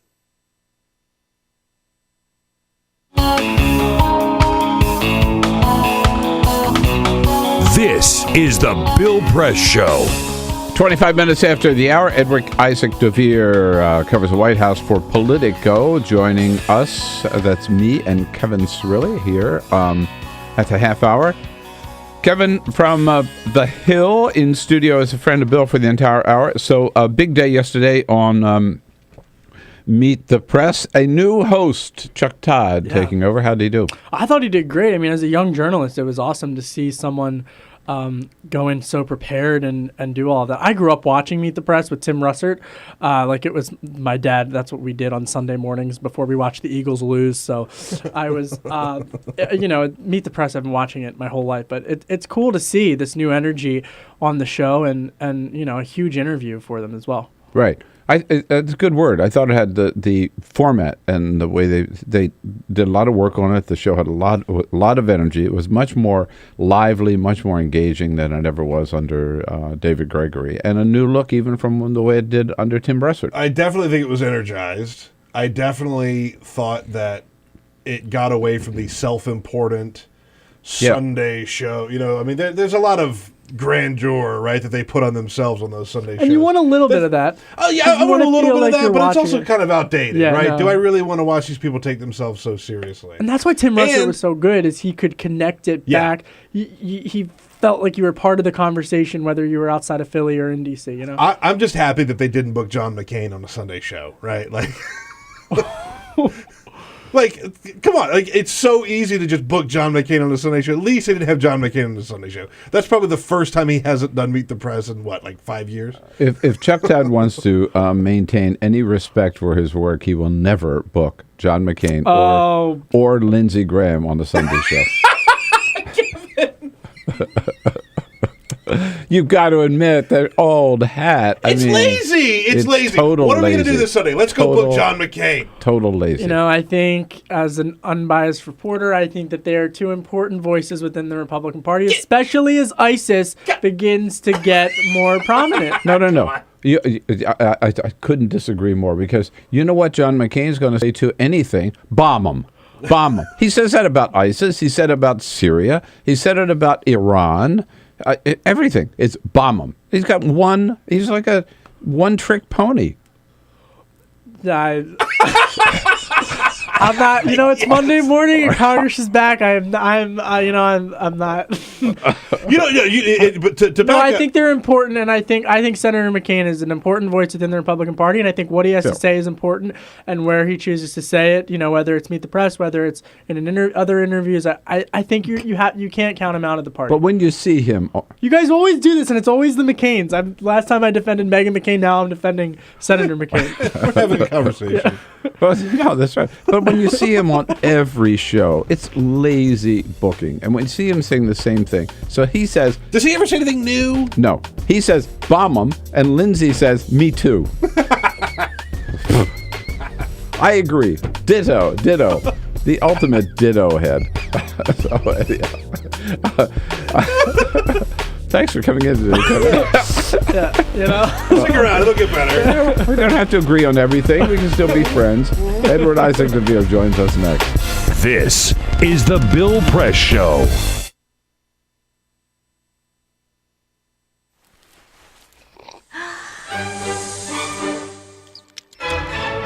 When I started learning about nutrition, about which, by the way, much less is known than you might think, I learned that what mattered most about one's health was not necessarily the nutrients, good or bad, that you were consuming or staying away from, or even the calorie counts. But what predicted a healthy diet more than anything else is the fact that it was being cooked by a human being and not a corporation. Corporations cook very differently than people do. They use vast amounts of salt, fat, and sugar, much more than you would ever use in your own cooking. And the reason they do that is those are three incredibly attractive and incredibly cheap ingredients. And when they're layered properly, as in a chip or pastries and forms of junk food, they're incredibly addictive. They really press our buttons. They activate our dopamine network, our cravings. And in fact, people in the industry, they don't talk about addiction in the food industry, even though they traffic in addiction. They talk about craveability. It's the same thing. And snackability is another term they use. It's a lovely word.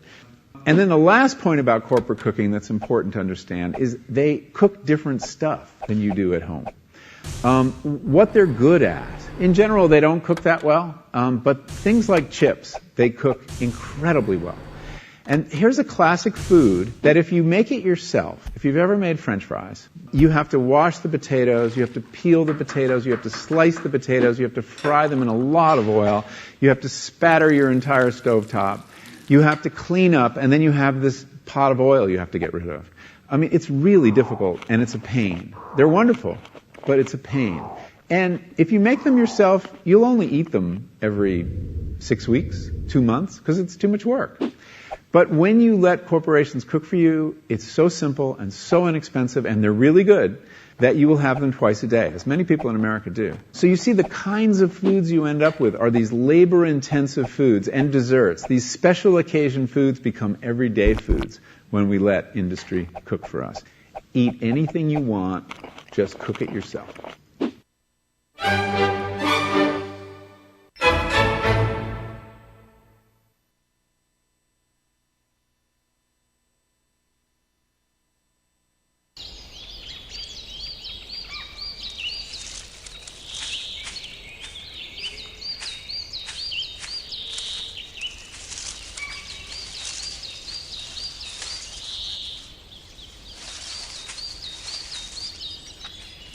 At Earth Justice, we defend the environment in the courtroom.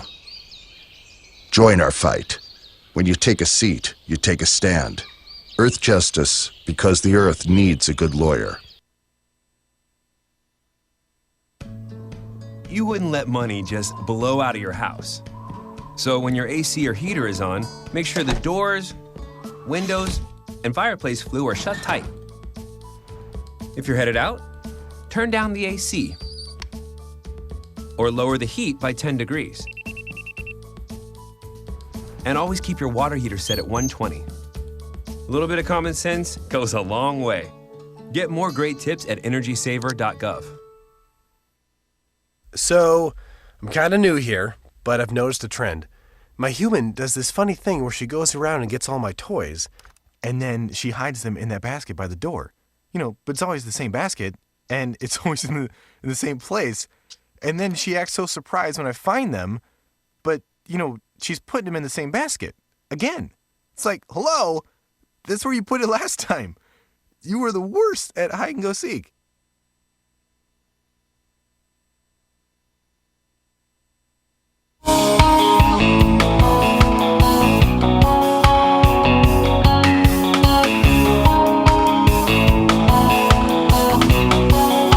Connect with The Bill Press Show on Twitter. Follow us at BP Show and tweet using the hashtag WatchingBP. This is The Bill Press Show.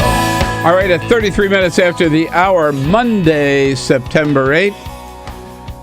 With the news of the day here, Kevin Cirilli joining us as a friend of Bill this entire hour in studio from The Hill. And we are back to briefings of the White House today with Josh Earnest. Briefing called for 1 o'clock. I'll be there with my good friend from Politico covering the White House, Edward Isaac Dovere. Kevin, who joins us on our news line at this moment. Hello, Isaac. Good morning. Hey, Bill. How are you? Hey, what's going on? Everything good? Everything's fine with me, but I don't know about with the president. All right. So before he left for NATO, he told us he did not have a strategy yet for ISIS. Yesterday, he told Chuck Todd he does have a strategy to deal with ISIS, and he's going to tell us all about it on Wednesday. What do we know about this speech, and what do we know about the strategy so far? Well, he has not been big on specifics so far, but it does seem like what he has, from what he said, that the suggestion is to lean in part on the rebel force in Syria to be doing some of the work, especially because he wants to find a way to engage with ISIL in a very clear and strong way while still holding to his promise that this would not be new American involvement in the Middle East with boots on the ground and all those sorts of things. Of course, the situation with ISIL or ISIS, whatever we're going to call it. We use ISIS. In fact, everybody except the president uses ISIS. Well, and the White House staff. White House staff, right. Yeah. They follow the boss. But the problem that's posed by them as far as what the president can do and what he needs the authority to do is that he's got a lot more leeway to get engaged in Iraq than he does in Syria, both because of the authorities that are there to the president based on previous congressional authorizations, and also because of the difference in the government between Iraq and Syria, because, of course, the Syrian government officially is not recognized, essentially, at this point by the United States. And so when you've got a group that's based in both countries and you're trying to figure out some way to combat them or destroy them, you've got to navigate all of that stuff. Well, as I heard the president sort of give a preview of his strategy yesterday to Chuck Todd, he said the elements are, I'm not sure I have all of them right, but that we get he said he wants to get his ducks in a row, and he said, so it's sort of outlined it as, so we have a new Iraqi unitary government. We depend on Iraqi ground forces to follow up on our airstrikes. We, as you just indicated, we depend on Syrian rebel ground forces to follow up on our airstrikes. And then we depend on some ground troops from Saudi Arabia, Jordan, and the United Arab Emirates.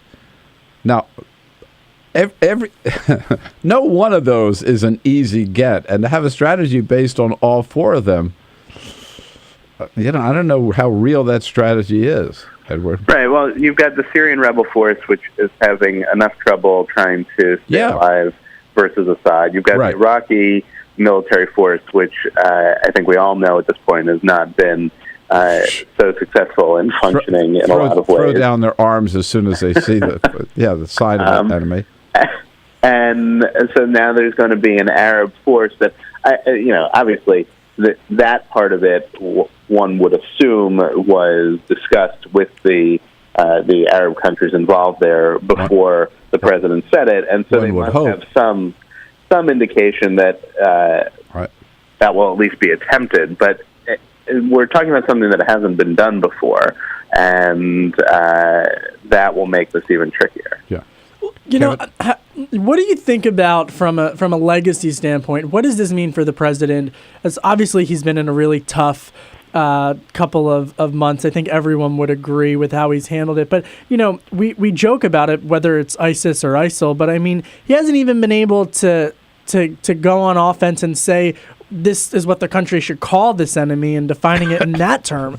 But from a legacy standpoint, I'm wondering what you think about how this what is happening right now poses to him longer term, and his response to it, and what we could be seeing Wednesday impacting his legacy. Well, I mean, obviously it depends on how this all ends up playing out, but the president is in part reflecting where the American public is about foreign engagement, and especially military engagement in the Middle East. If you look at what people want, even though they're sort of not satisfied with his leadership or with the comments about not having a strategy, or just seeming to be a little bit confused of whether ISIS was a JV team a couple of months ago and is now a cancer that threatens Western civilization, he's not putting troops on the ground there and getting more deeply involved, in part because that's not what the country seems to want. And so, the problem that he faces is that he is trying to reflect that, but also getting attacked because it doesn't seem like he has any idea what he wants to do, and that doesn't work for him either.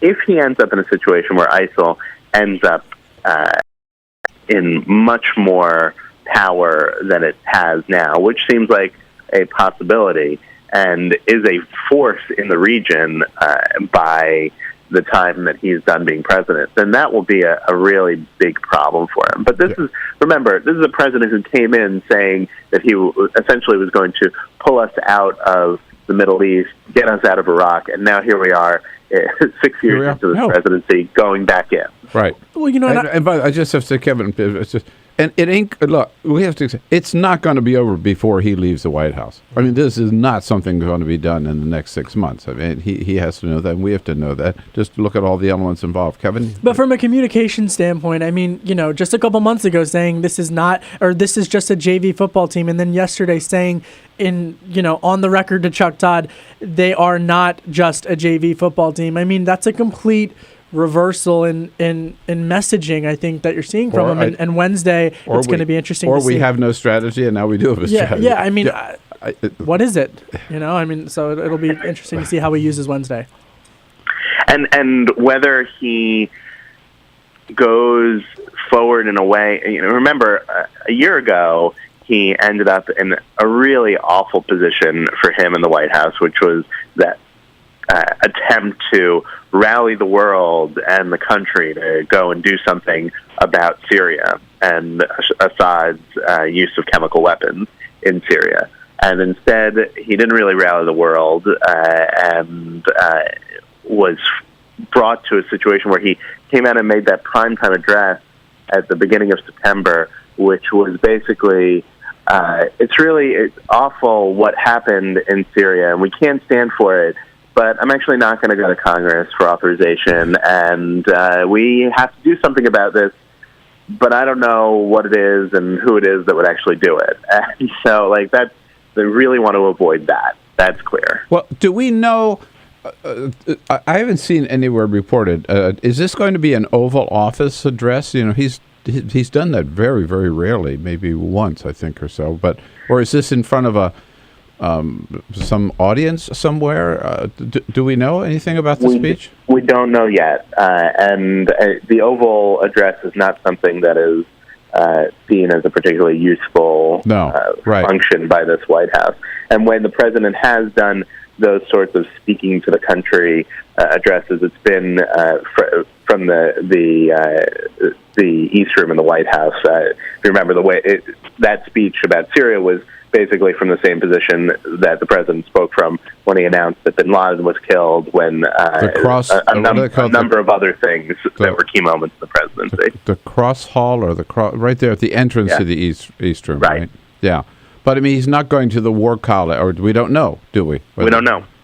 And it does not seem like he is going to, go before a joint session of Congress and address them and demand things, but I guess that could change. I'd be willing to bet you money he's not going to do that. It doesn't seem like the right way to go. maybe for some. I don't feel like losing money on that bet, though. Yeah. Okay. Maybe for some obvious reasons. and finally, we'll let you go. But on immigration yesterday, just going to point out, the White House aide sort of said, yes, we admit we're delaying any action until after the midterm elections because we've been asked to by Democratic senators. The president painfully tried to say yesterday, no, he delayed it and it had nothing to do with politics. Yeah, I think that this is a very hard argument for them to make, that it had nothing to do with politics, because they were, on Saturday, making clear that the political considerations were part of it. Yeah. I wrote a piece over the weekend that asserted, and I think based on the responses that I was seeing from people to this decision, that this is a big part of why Obama has left the people who are really behind him disenchanted and disappointed with him as president, which is that he sets these high bars for himself and then he falls short of them. He was the one who said, we're going to do this before the end of summer, and we're going to do something big, and I'm going to act without delay. And then he's the one who says that, well, actually, we're going to wait, and we can go forward, and I promise you we're going to get to it. And the White House was saying to me on Saturday, seriously, this is going to happen still before the end of the year. But to a lot of people who care about this issue, especially a lot of the immigrant groups who really have been paying a lot of attention to this, they see this as, okay, so it's delayed again, and now you want us to believe again that you're going to do it. It just it feels very disheartening and disenchanting. All right. Hey, hold a lot of other questions. We'll hold those until 1 o'clock, and we'll see you down at the briefing. Okay. All right. Thanks, Isaac. Thanks so much for joining us. Edward Isaac Dovere at Politico, Politico.com.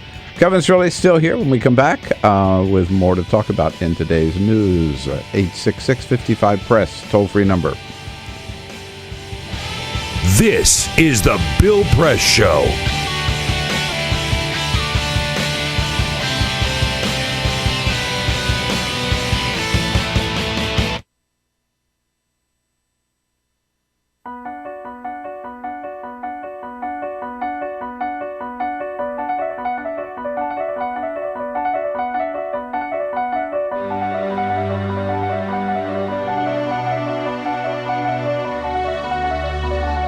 The most important issue on this planet right now is to protect and conserve biodiversity in the world's oceans. And I don't think people realize just how intimate our connection is with the oceans themselves. Not only do they provide the very foundation of life and control our weather, but life just simply could not exist without a healthy ocean. The real problem, though, is apathy. It's all out of sight. It's all out of mind, and people don't even think about it. But it doesn't matter whether you live in Peoria or on the coast. The fact is, whatever happens in the ocean affects all life forms on the planet Earth. If the oceans die, then civilization collapses. We all die. We cannot live on this planet without the oceans. This is, in fact, not the planet Earth. It's the planet ocean, but because we're a land-dwelling species, we refer to it as Earth. But it is the planet ocean, and the oceans are the heart and the foundation of all life on the planet.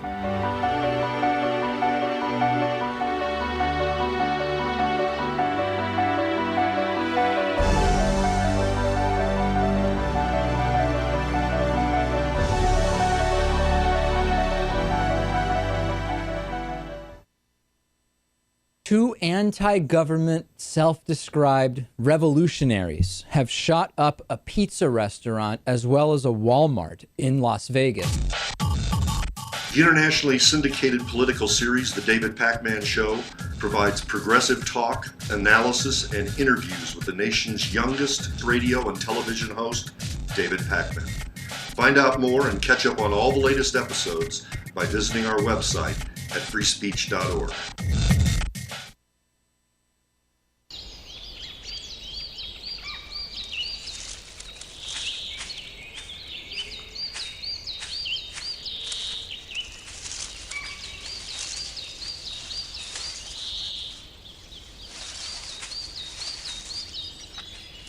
At Earth Justice, we defend the environment in the courtroom. Join our fight. When you take a seat, you take a stand. Earth Justice, because the Earth needs a good lawyer. Tune in to Gay USA with hosts Ann Northrup and Andy Hum for in-depth coverage of lesbian, gay, bisexual, and transgender news. Watch Gay USA every week, only on Free Speech TV.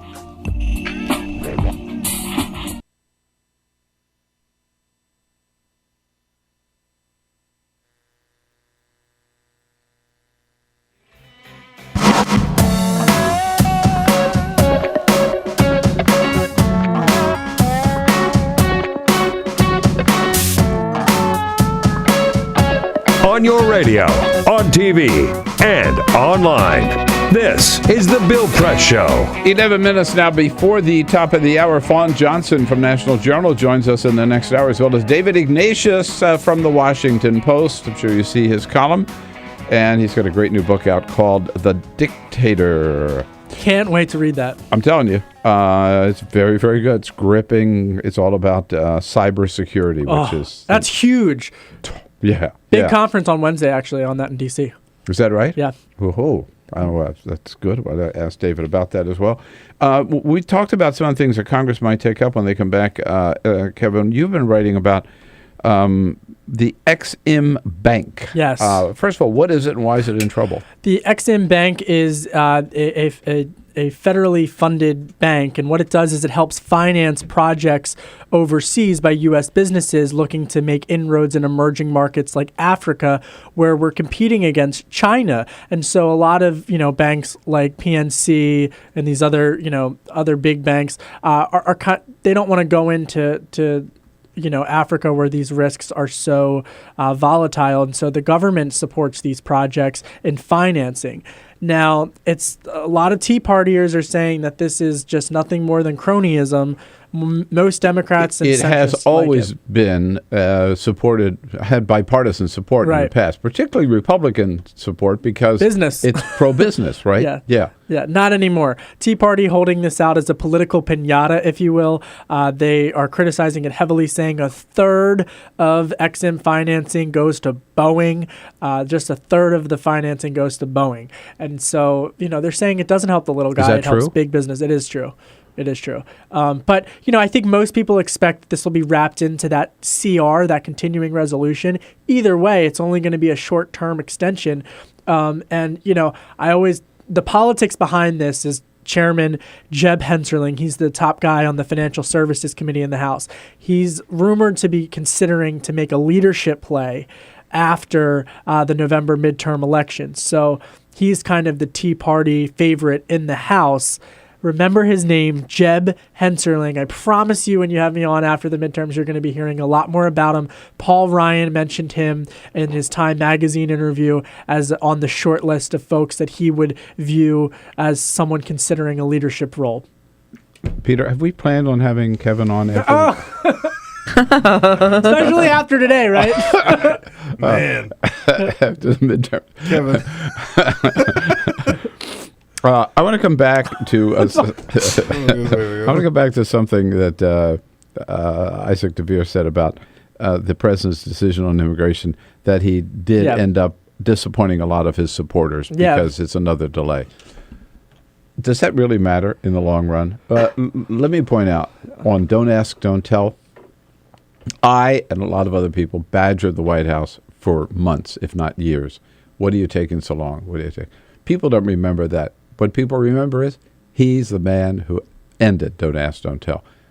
On same-sex marriage, the president evolved on that issue for at least 3 years, 4 years, right? Do people remember that it took a long time? No. They remember he did the right thing. But so I'm just asking, if he does the right thing on immigration after the midterms, who the hell cares? Well, and Republicans, even if he doesn't act, he said he's not acting before the midterms, but I think Republicans are still using this as an issue, criticizing Democrats for their position. When you look at a state like Colorado, though, where there's a tough Senate reelection, and Senator Udall is still ahead in the polls. You look at the poll just came out yesterday, and you look at the Hispanic, he's leading like double digits among Hispanics. So that will be interesting to watch, whether or not that support as a result of this decision decreases. But I wouldn't really expect it to, but we'll see. Senator Udall came out. He's the exception among Democrats. He is the exception. Among the Democrats who are up for re-election. I think most of them are happy the president delayed it. He came out yesterday and criticized the president for not taking action right now. And the complete reversal in North Carolina with Senator Kay Hagan. Yes, she's just like, she's happy as a clam. Yeah. And so is Mark Begish in Alaska. And the president did it for 8 out of 9 of the seats, but not in Colorado. Kevin Cirilli, great to have you with us today. Thank you for having me. Thank it's you always so much. fun. I always get nervous, but it's always fun. Never know what you're walking into with on a Monday morning with Congress back. We like to keep you on edge. All right, The Hill. It's thehill.com. You can follow Kevin's writing all the time. I'll be back and tell you what the big man's up to today. This is the Bill Press Show.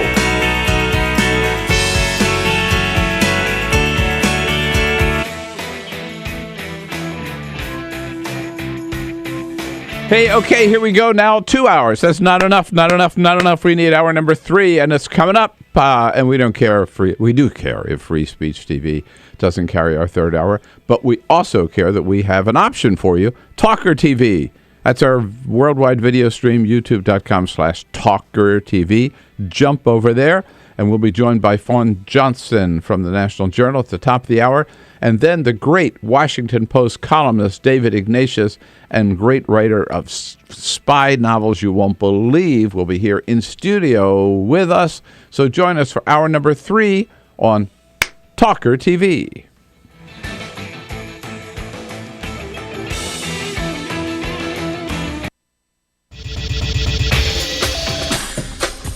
Tune into Free Speech TV for Democracy Now!, a national, independent, award-winning news program bringing you people and perspectives rarely seen on corporate media.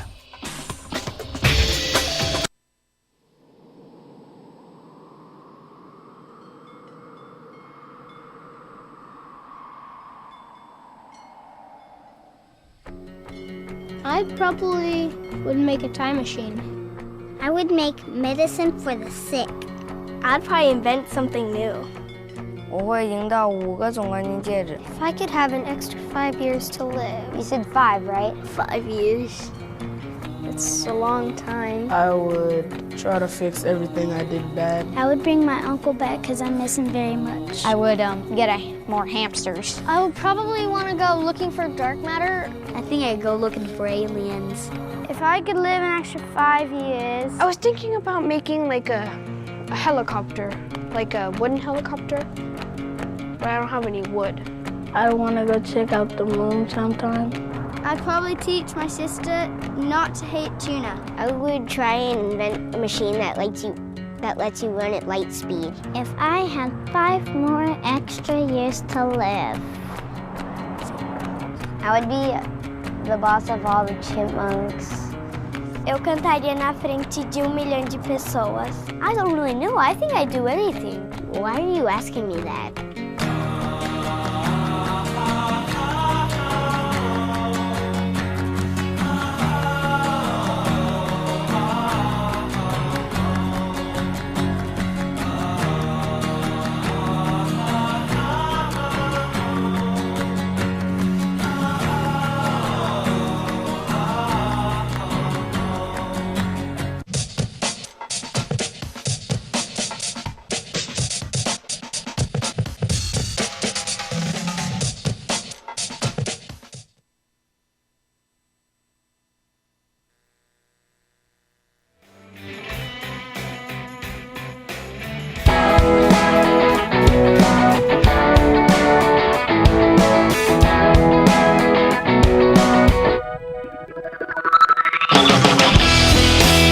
This is the Bill Press Show.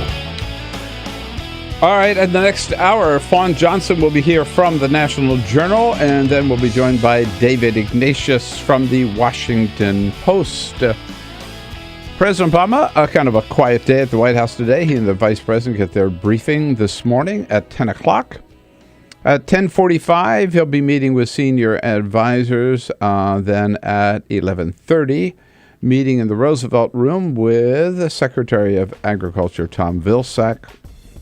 In the afternoon, the President and the Vice President will both be meeting with Secretary of Treasury Jack Lew.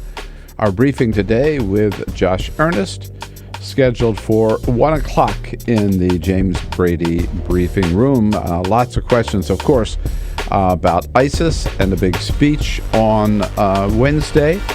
When and where and what the president's going to say, and also, of course, about ISIS as well. We'll be right back. This is the Bill Press Show.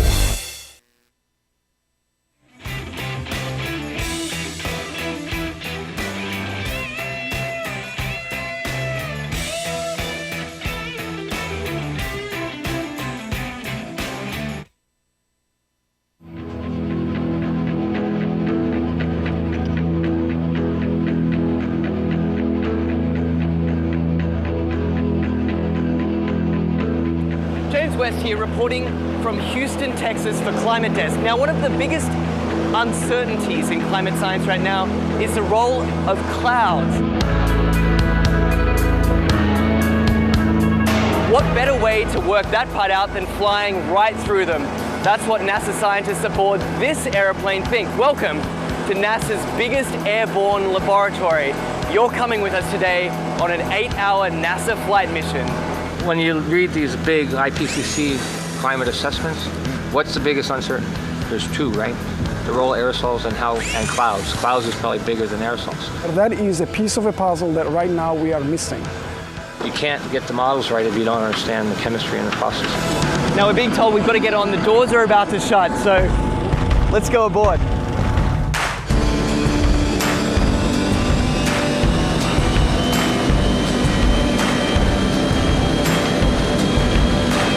Every time you turn on the weather, every time you hear a climate change prediction, that information has to come from somewhere. And it starts by getting sucked out of the air from planes like this.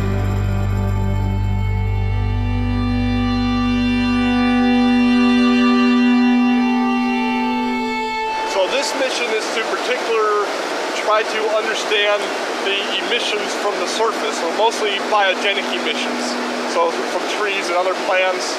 Right now we're flying to our very first part of this experiment on the DC-8. Over Arkansas, there's a particularly pungent bouquet of emissions that scientists are interested in measuring. Well, these emissions lead to both aerosols and to molecules that both destroy and create ozone. So these are very important things to understand for climate studies. How it will manifest itself, it will be in more accurate and more reliable predictions. So what we're doing is taking a series of flyovers, each at a different level of the atmosphere, scooping up those emissions, testing them, and hopefully scientists are going to see exactly what's in this column of air all the way up. The data that we collect in one flight can keep busy 60 scientists and students for 3 years, 4 years. We're still studying data from data collected 20 years ago. In fact, this particular mission today is its most heavily equipped in its nearly 30 years of service. Each one of these consoles here is a specially equipped scientific instrument designed to collect all sorts of different data in real time.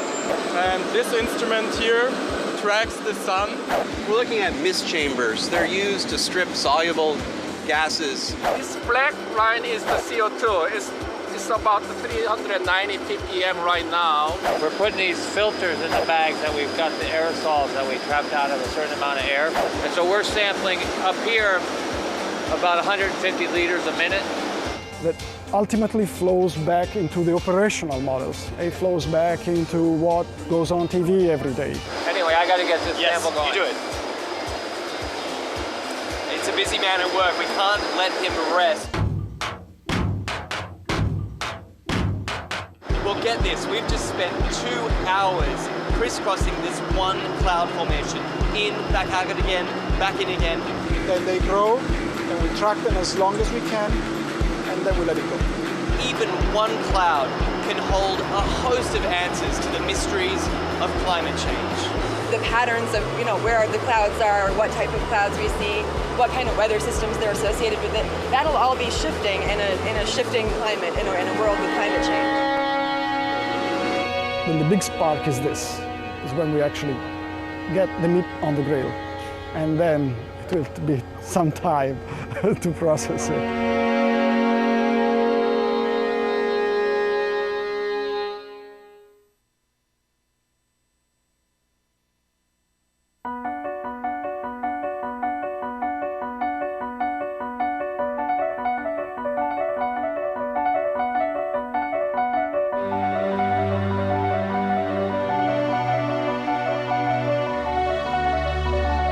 The most important issue on this planet right now is to protect and conserve biodiversity in the world's oceans.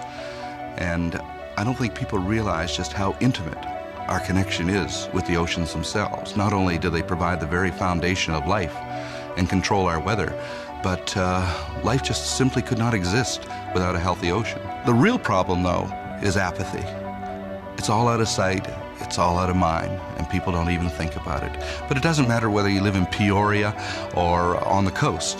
The fact is, whatever happens in the ocean affects all life forms on the planet Earth. If the oceans die, then civilization collapses. We all die. We cannot live on this planet without the oceans. This is, in fact, not the planet Earth. It's the planet ocean, but because we're a land-dwelling species, we refer to it as Earth.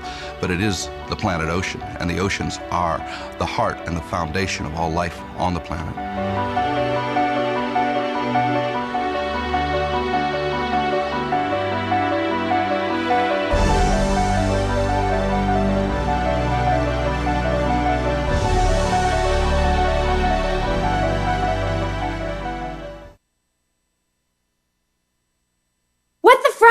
What the frack? What the frack? What the frack? President Obama, are you fracking kidding me? Reopen the EPA studies. In Texas, Wyoming, and Pennsylvania. Fracking pollutes our oceans. Fracking poisons our water. Fracking makes climate change worse. Fracking relies on toxic chemicals that cause cancer. Ban fracking now. Ban fracking now. Go on. Ban it. Ban fracking now. Please.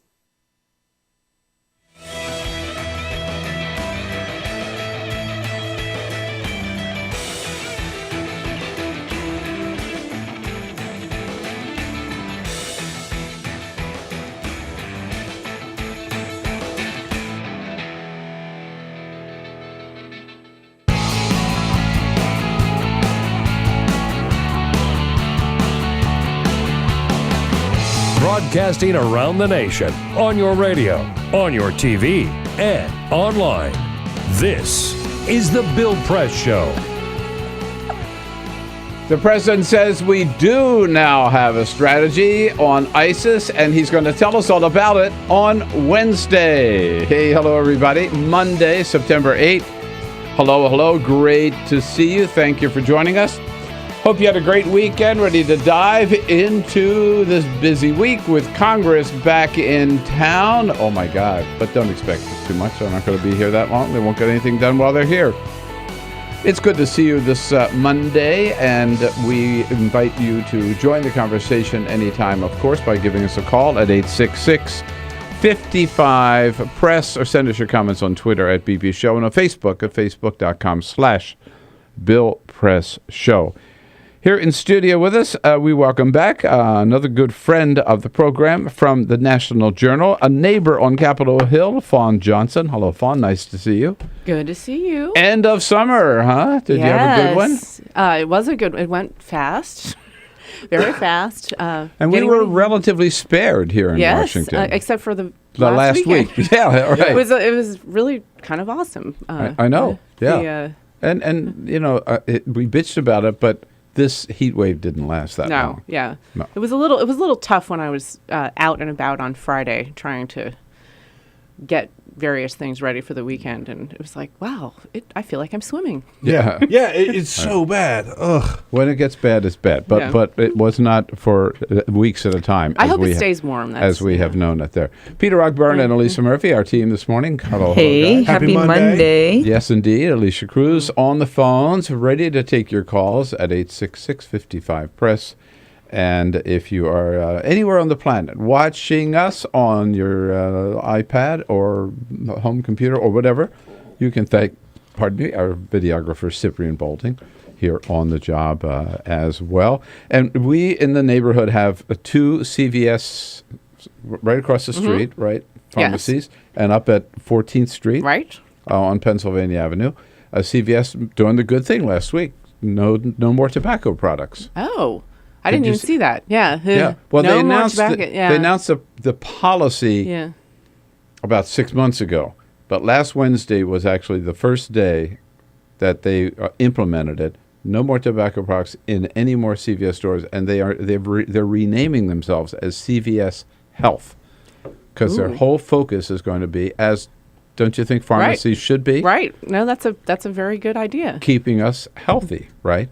And they you can't go pick up your prescription and then your cigarettes at the same time. You have to go to a different place. And it got so much attention. You missed it, but not every. That David Letterman brought it up on his last show Friday night. Here's the official announcement about not being able to buy cigarettes at CVS. Watch this. Here at CVS, we put the well-being of our customers first.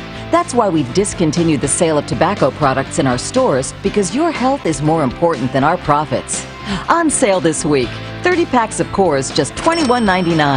Buy one, get one free birthday cake Oreos, just $4.59. And 35-ounce barrels of cheese balls, just $14.99. Stay healthy, stay happy. CVS. So they're not getting rid of all unhealthy. Well, I was actually just thinking, I was like, I bet I could walk through the CVS and come up with, a heart attack. Yeah. Relatively easily. Yeah, look. I mean, great that they're not selling cigarettes. But if you're going to call yourself a health care company and you're really interested in people's health. No, you don't have some of this. The first two aisles of this CVS across the street are candy and pastries, all that kind of stuff. Junk. Right? So, the last time I was there, I got the double stuffed Oreos. So guilty as charged, right? Absolutely. One of the issues of the day. Fawn Johnson here from the National Journal, and David Ignatius from the Washington Post joins us at the half hour. We'll get right into it. But first, this is the Full Court Press. Just a couple of other stories making news. The world said farewell to Joan Rivers yesterday at a service in New York's Temple Emmanuel. She was eulogized by... I'd love to have been there for that. That would have been... Wouldn't it have been great? I wish they had televised it. I can understand why they didn't. The eulogy was given by Howard Stern. There's nothing in the Torah against cameras in the synagogue?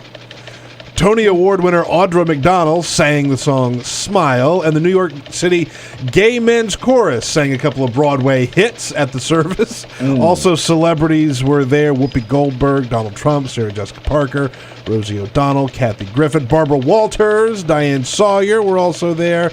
So a star-studded affair lining up to say farewell to Joan Rivers. Don't forget Geraldo. Geraldo Rivera was also there. all the stars came out to shine. I think it was as close to what Joan Rivers wanted as they could probably get. I think you're probably right. Yeah. I think you're probably right. Football is back yesterday. NFL football was back on TV. Let's just get a couple of scores from around the league. The Washington football team did not do very well. They were defeated by the Texans 17-6. The Bills beating the Bears in the last-minute drive 23-20. The big game last night was the Denver Broncos versus the Colts, but the Broncos came out on top 31-24. So lots of big games yesterday to kick off the season. All right. Of course, the big news is that Robert Griffin III did not look very good for the Washington team here. It was not great. Was he trying to run? He did try to run a couple times. He looked a little hobbled, believe it or not. It tends to happen when you have a couple of knee surgeries. Yeah. You slow down a little bit. And where's the cheapest place to live in the United States? The USA Today has a new list out where they compiled the cost of living. Mississippi. The grocery index, housing, transportation, utilities, and cost of health. Arkansas. And the cheapest state to live in America is... Bill, you called it. It is Mississippi. The absolute cheapest place to live in the country. That's because nobody wants to live there. Followed by Tennessee. Number 3 is Kentucky. Number 4 is Oklahoma. Number 5 is Indiana. So, if you were looking for a cheap place to live, check out those places. I'm also surprised that some of them are not like North Dakota or some of the Idaho, less populated states. Also on the list, this is just the top 10 that I've got here: Arkansas, Iowa, Alabama, Nebraska, and Kansas. Okay. So there you go. California not on the list for sure. California definitely not on the list. Fawn, last time we were in, we talked some education issues, and you've been following the pre-K thing. I thought of you when I read that last week, that Mayor de Blasio, who made universal pre-K in New York part of his platform for running for mayor, and he's had a lot of opposition, but he's pulled it off, right? I know. That was really an achievement. Really, 51,000 kids for this first year. And he got a tax increase, went through for it. I mean, to me, that's the most important part of this whole thing, is that he got voters to agree to pay some money for something that almost any expert will tell you is the best way to start kids off. So it's funny to watch him, because I think, when it comes to a really progressive guy like him, this is a perfectly understandable idea. Republicans and Democrats support it across the board, but to actually go out and do it and say we're going to spend money on it is the kind of thing that you can see how people like him would just be like, you can't do this, you can't. And well, he did. So we'll see what happens. But that's a lot of kids to be enrolled, particularly for this first year. Right. And Randy Weingarten from the American Federation of Teachers was with us last week, and as she mentioned, and I forget her name, he has had a lot of opposition from the leader of the charter school movement. Right. In New York. The thing about I feel like it's one of those, pre-K is almost like the easiest of the education issues because nobody disagrees. One would think. Yeah, but he has caused a lot of problems because Mayor Bloomberg was so pro charter school and was really trying to make sure that parents had options, and it looks like De Blasio is trying to undo that. But I don't know. I mean, it seems to me whether charter debate. School or public school, pre-K is still a good idea. But at the same time, it's this odd thing where because he has been basically trying to undo what Bloomberg did. Some of the people in the education reform movement don't like him regardless. But, I mean, nobody disagrees on pre-K. The only problem is trying to fund it. I mean, it's one of those things where in most other places where they have universal pre-K, like Georgia has it, Oklahoma has it, and then there's a few, D.C. actually, Washington, D.C. also has it. But universal is kind of a fake term because essentially it's an enrollment thing where once you hit the number that you have money for, then nobody else gets in. So and so, I mean, there are places like Georgia. Georgia actually funds their pre-K program through a lottery. So, I mean, it's, again. Well, it's a good use of the lottery money, I'd have to say. Now, I'm not an expert in this area at all, except having had 2 kids and now 5 grandkids. I do know the experience of pre-K. Yeah. That and the 2 things I know about it. It is so good for the kids, right, and for the parents, by the way. Yeah, very helpful. Number 1, and number 2, it is expensive. Right. It takes a big chunk of the budget. Peter, you know this, right? Yeah. Pre-K. I mean, anybody. So why shouldn't? I mean, why as a nation? Why wouldn't our goal, given that we know these kids that started pre-K do so much better, right? In terms of staying in school and everything.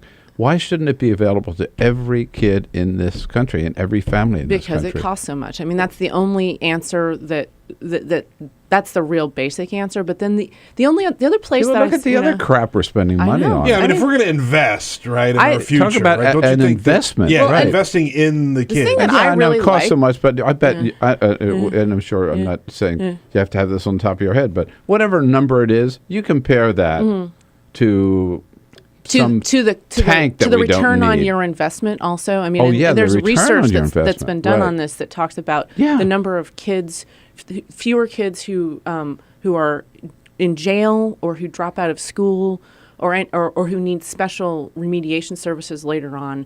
Those are also very expensive services. And what they're contributing to this country. But it is it's a tough thing to, especially, I mean, the budget cutting era that we've been in for the past, I don't know, seems like forever, but we'll say 5 years, has made it very difficult for anybody, even if they want to try and come up with a way. And then there's the question of, okay, who do you go with first? Do you go with a targeted pre-K program that's going only for disadvantaged kids who probably need it the most, honestly? Or do you do like what they did in Georgia, which they said, no, we want everybody, we want everyone to have access to it, but then, we might not have room for everybody. So it's easy, and then when you try and actually implement it, it's just because it's expensive and difficult. But kind of a no-brainer. I think almost everyone would agree with that. I think so too. And I thought it was sort of a no-brainer that we were going to have immigration reform this year. Either no, no, that's never a no-brainer. Either before, from Congress or certainly from the president. I would never count on that. Not even from the president? I was a little surprised about when they started floating the trial balloons last week about them delaying until after the election. I wasn't terribly surprised because that's not unlike this administration when it comes to immigration. But because he made such a hardcore promise at the beginning of the year, I thought, certainly June 30, they can do June something. 30 in the Rose Garden. I was there. He was pissed off at Congress because they have all these kids coming across the border and everybody's complaining about it. And then John Boehner says, we're not going to even vote on it. Yeah. And he said, well, if Congress is not going to do it, I'm going to do what I can. I have asked the Attorney General and the Secretary of Homeland Security to come up with their recommendations by the end of summer, and I will act on them by any without definition, delay. We are there at the end of summer. So it's just a... and now they're saying, no, it's going to be until after the election. After the election. Which I wish, come up with any other deadline besides the election, just because it just looks political at that point. And it is political, but you don't, I guess if you've made a promise that you're going to do something at a certain time, there may be, it's not ready yet. We don't exactly know what we're going to do, something. I think it's made, look, I want to hold on to, I'm a Democrat. I want to hold on to the Senate. So it's almost like I'm almost willing to do anything to make sure that we still control the Senate. At the same time, and the White House admitted that this was done to give these Democratic senators who may be in very tight races where this could negatively impact their chances, that this was done to help them out. And then the president yesterday on Meet the Press says, no, politics had nothing to do with what this is. Yes, it did. Yeah. Yes, and he also, but he also, didn't he say it was something like that we're not politically ready or the politics? No, here's what he said. In fact, we'll play the clip. Yeah. He said, I want to take some time to get the public behind it. I want to spend some time, even as we're getting all our ducks in a row for the executive action, I also want to make sure that the public understands why we're doing this, why it's the right thing for the American people, why it's the right thing for the American economy. Well, the last time I checked, the public does understand this, and the public supports it like 70%. Yeah, and then there's the people who don't support it, and they are. I've not. When I was covering, particularly when I was covering the undocumented immigrants on the kids coming across the border earlier this summer, I did a lot of media about that right around the time that was really hot. And some of the reactions I got from Twitter or from on C-SPAN, they have callers come in. It is amazing. People are really upset. And this isn't something necessarily that I think the whole country agrees with, but they're upset enough that they could really make problems. But those people are not going to change. Right.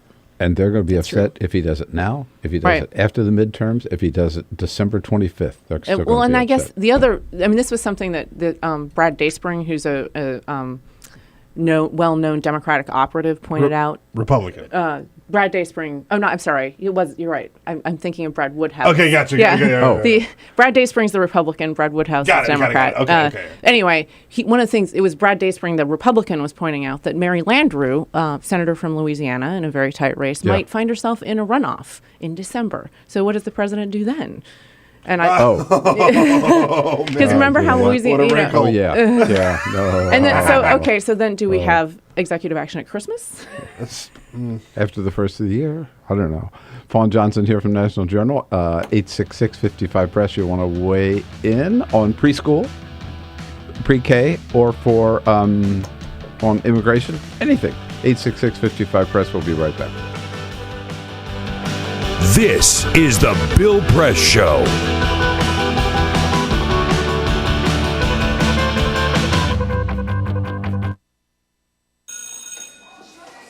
Don't look at me.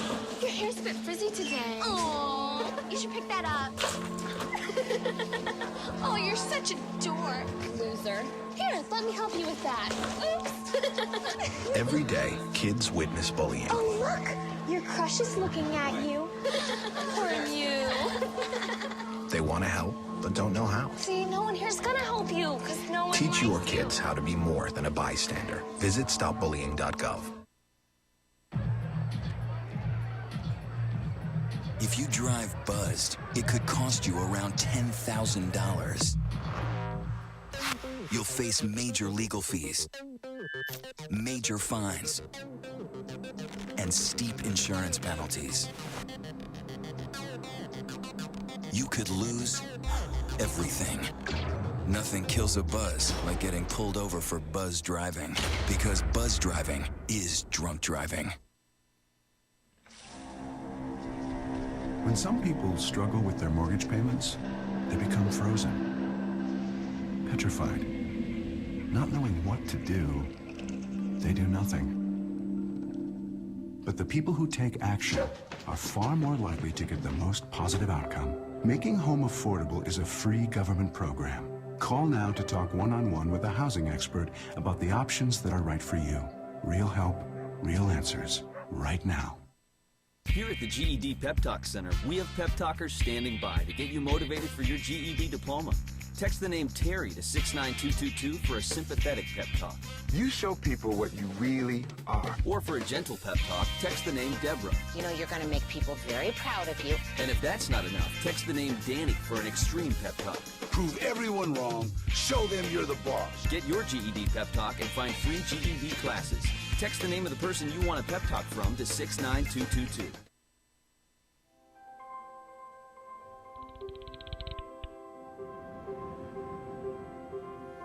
Did you see the world differently?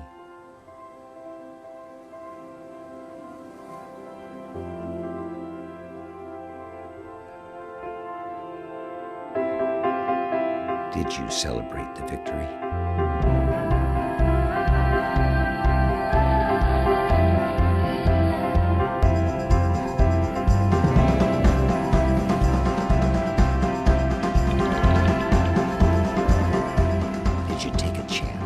So today, I state clearly and with conviction America's commitment to seek the peace and security of a world without nuclear weapons. Did you stand up against our greatest threat?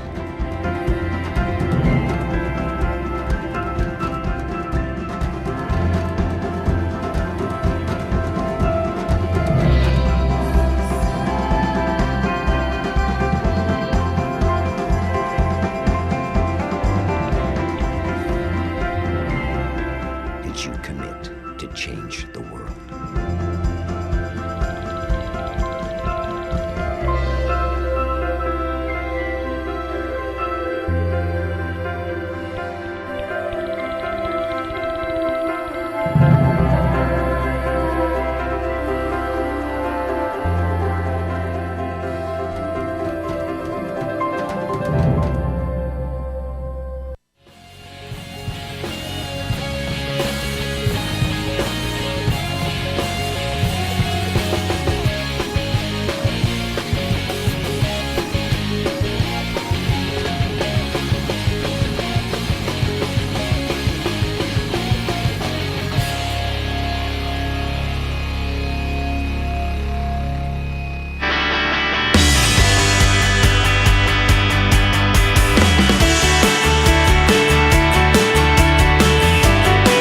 This is the Bill Press Show. 27 minutes after the hour now with Fawn Johnson. David Ignatius from the Washington Post joins us at the half hour. So, Fawn, here's my question about immigration. You and I probably both disappointed that the president didn't do the right thing and act now. At least I will say that on immigration, because it's the right thing to do. But in the end, as long as he eventually does the right thing, does it matter?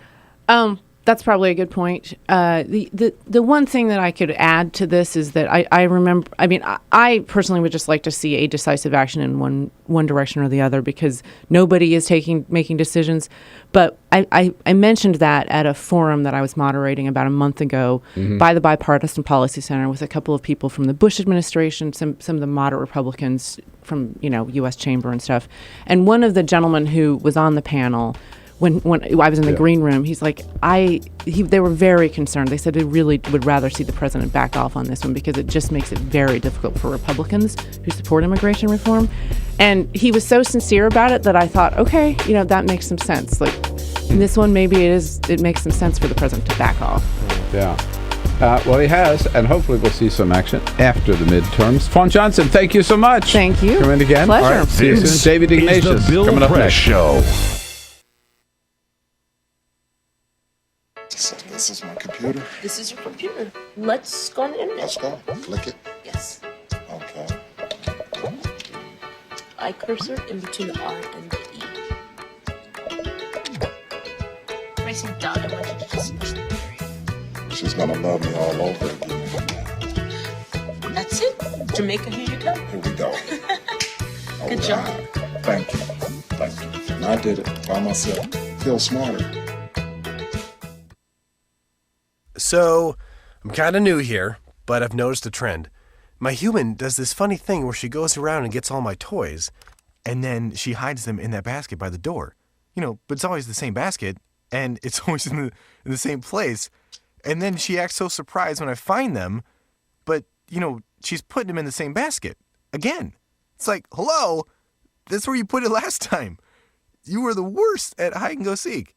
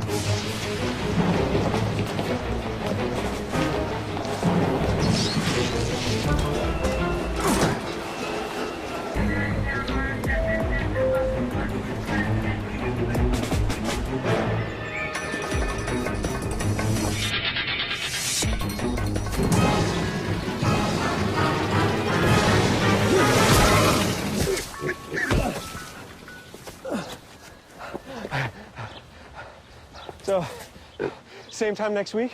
Well, of course. Put away a few bucks, feel like $1 million. For free tips to help you save, go to Feed the Pig.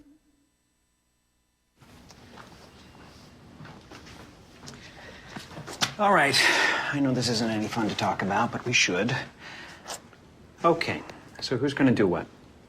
I'll pack the dead batteries. Great. I'll only put what I don't need into a duffel bag. Perfect. That's totally unhelpful. No problem.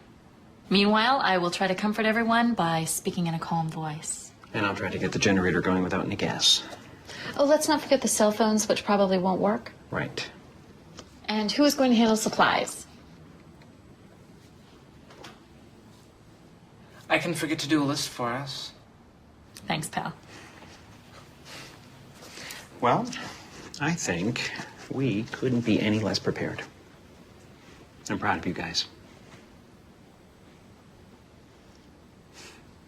Talk to your kids about who to call, where to meet, what to pack.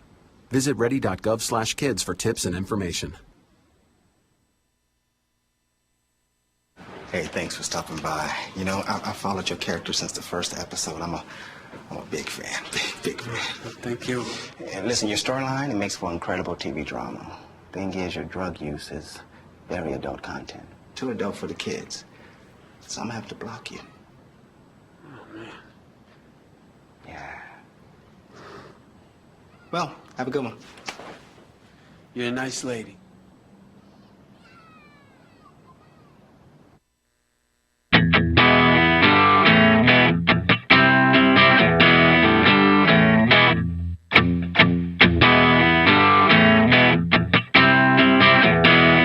Connect with The Bill Press Show on Twitter. Follow us at BP Show and tweet using the hashtag WatchingBP. This is The Bill Press Show.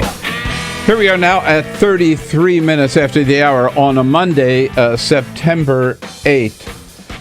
I got to tell you, I read a lot of newspapers. I read a lot of columnists, or at least I look at the paper to see who the columnists are any particular day. And honestly, most of them I just kind of pass them by because I kind of know what they're going to say, with one great exception, and that is David Ignatius of the Washington Post, who is always right on point. I never miss his column.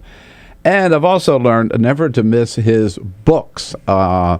The great book called Body of Lies, the most recent one, I believe, but the latest of all is The Director, And if you want a great late summer read, if you haven't already done so, the director can't recommend it too highly. And I'm so honored and pleased to welcome David Ignatius into our studio this morning. Hello, David.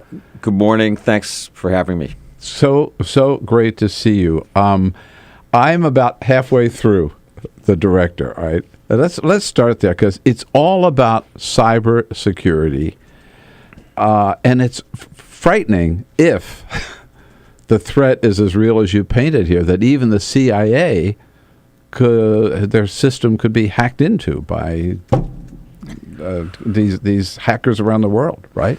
Well, it is frightening. Writing this book was a learning trip for me because I started, as I told you before the show, from a low base of knowledge and just tried to spend as much time with experts as I could. I went to the hacker convention that's described in the opening scenes of the book. Which is in Las Vegas. Is that really? It is, believe it or really not, exists? hackers gather in Las Vegas at the Rio Hotel, typically, which is one across the interstate, and it's huge. And so you have this unlikely sight of walking into the convention space and seeing kids, men and women, in black T-shirts and black pants and mohawk haircuts and tats, and so you fit right in. Yeah, so I was like totally. I felt like, who's the cop? But then the other point about this is that there are all kinds of cops, of people from our national security agencies who've been going to this convention for several decades and see it as a prime recruiting ground for the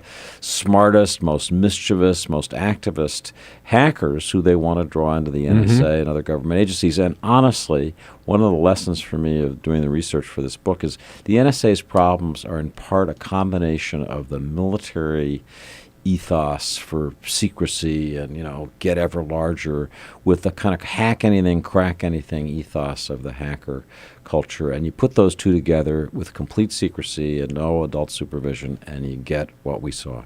And we are, it's kind of two-sided, right? In that there are people who are trying to hack into government systems, but the government our government itself is hacking into other government's systems. Well, midway through the book, I don't know if you've gotten there, Bill, but there's a character in Germany who says basically to an American investigator, you don't get it. You think that there are black hats and white hats. I just read that chapter. That there are two sides, good guys and bad guys. They're all gold hats. They're all chasing money. And it's a fact. The biggest buyer of what are called zero-day exploits, which are the ways to get into code and insert malware, the biggest buyers, I'm told, are governments, and the biggest buyer of all has been the U.S. government. The U.S. government. And we're talking NSA, CIA. We're talking primarily NSA. There's a big debate in our government, which it's an interesting one when you think about it. When these zero-day exploits, these holes in code that allow people to insert mischievous data, steal your data out, become known, should the government inform the bank or the big credit card company or Apple iPhone that this hole exists so that they can fix it? Or should they save it for that day when they may need special access? And I think most of us would say they should tell the company so the company can fix the problem. Right. And I think that's where the government's going. But it's interesting that it's been a debate that maybe you should keep it for reasons of national security. That tells us sort of how this world has been evolving. So the book begins with a young hacker walking into our consulate in Hamburg and saying, I need to talk to the new director of the CIA who's been on the job a week, right, or less, and because you are under attack and I want... He says, you've been hacked. You've been hacked.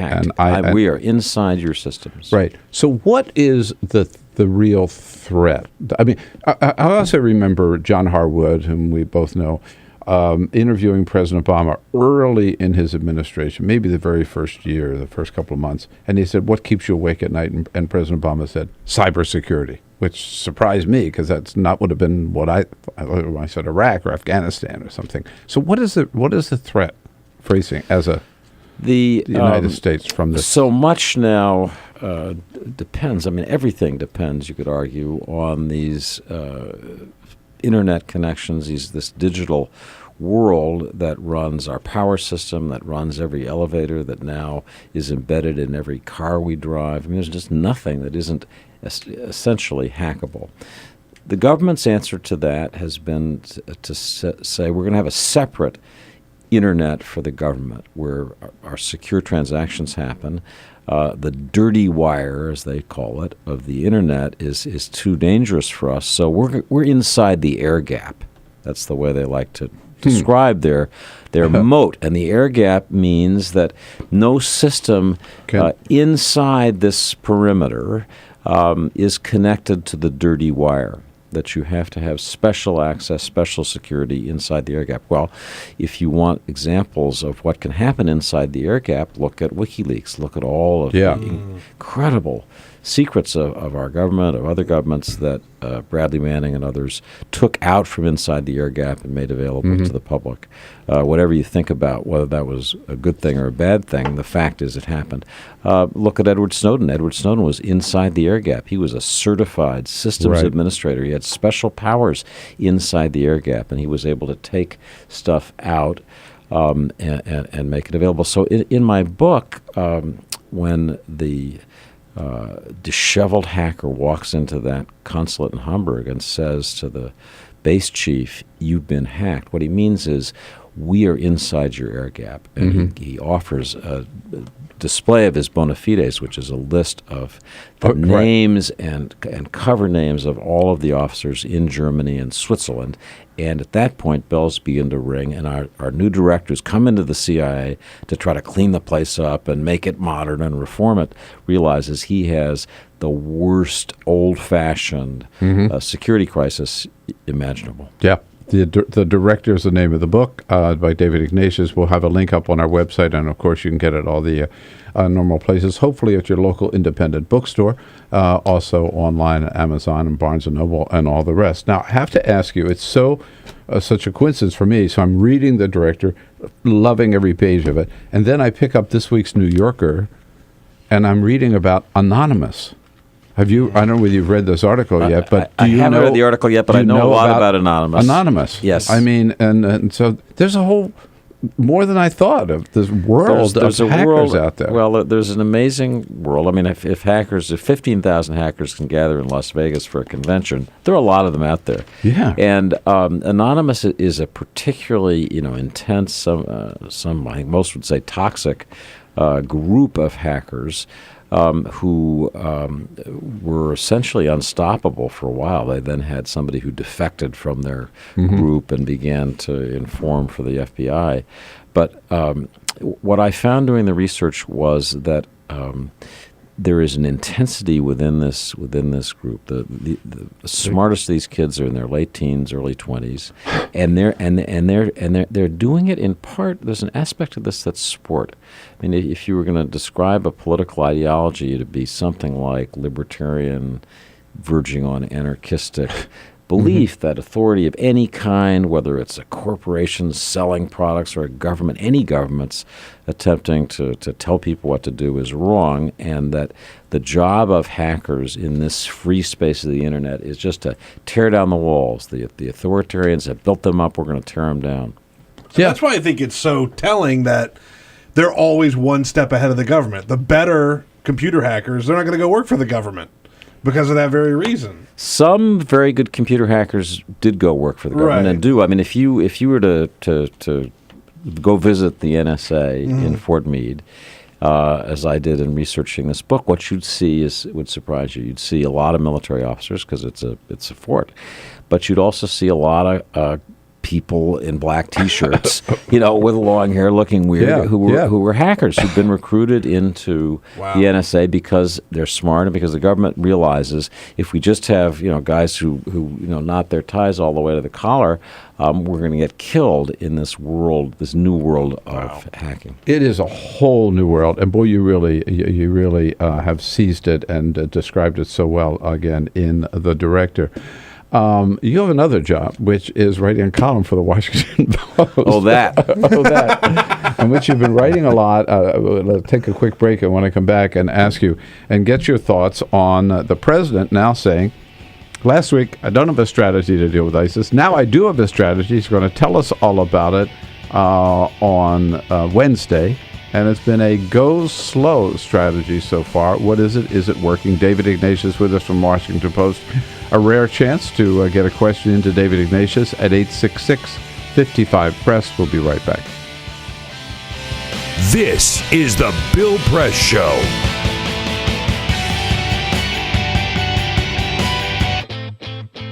What gets you into college? Good SAT scores? High GPA? Lots of extracurriculars? Sure, but what you really need is money. If you don't have the cash, you'll need a loan. And we mean huge student loans because the cost of college has risen 1,000% in the last 30 years. This means big money for the banks that collect fees and interest. Now, millions of young people are starting their adult lives with an average of $29,000 of loans on their backs. Altogether, we're talking $1.2 trillion in student debt. And more people are finding it impossible to pay them back. Welcome to the student debt crisis. The increasing demand for higher education and cuts to state funding gave colleges a huge incentive to keep inflating prices.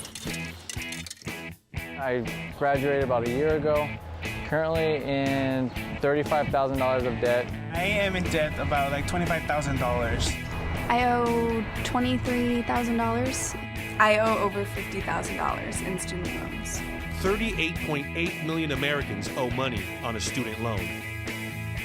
And the biggest names in banking are making huge profits off the booming student loan industry. Sallie Mae, the largest provider of private student loans, made $949 million last year.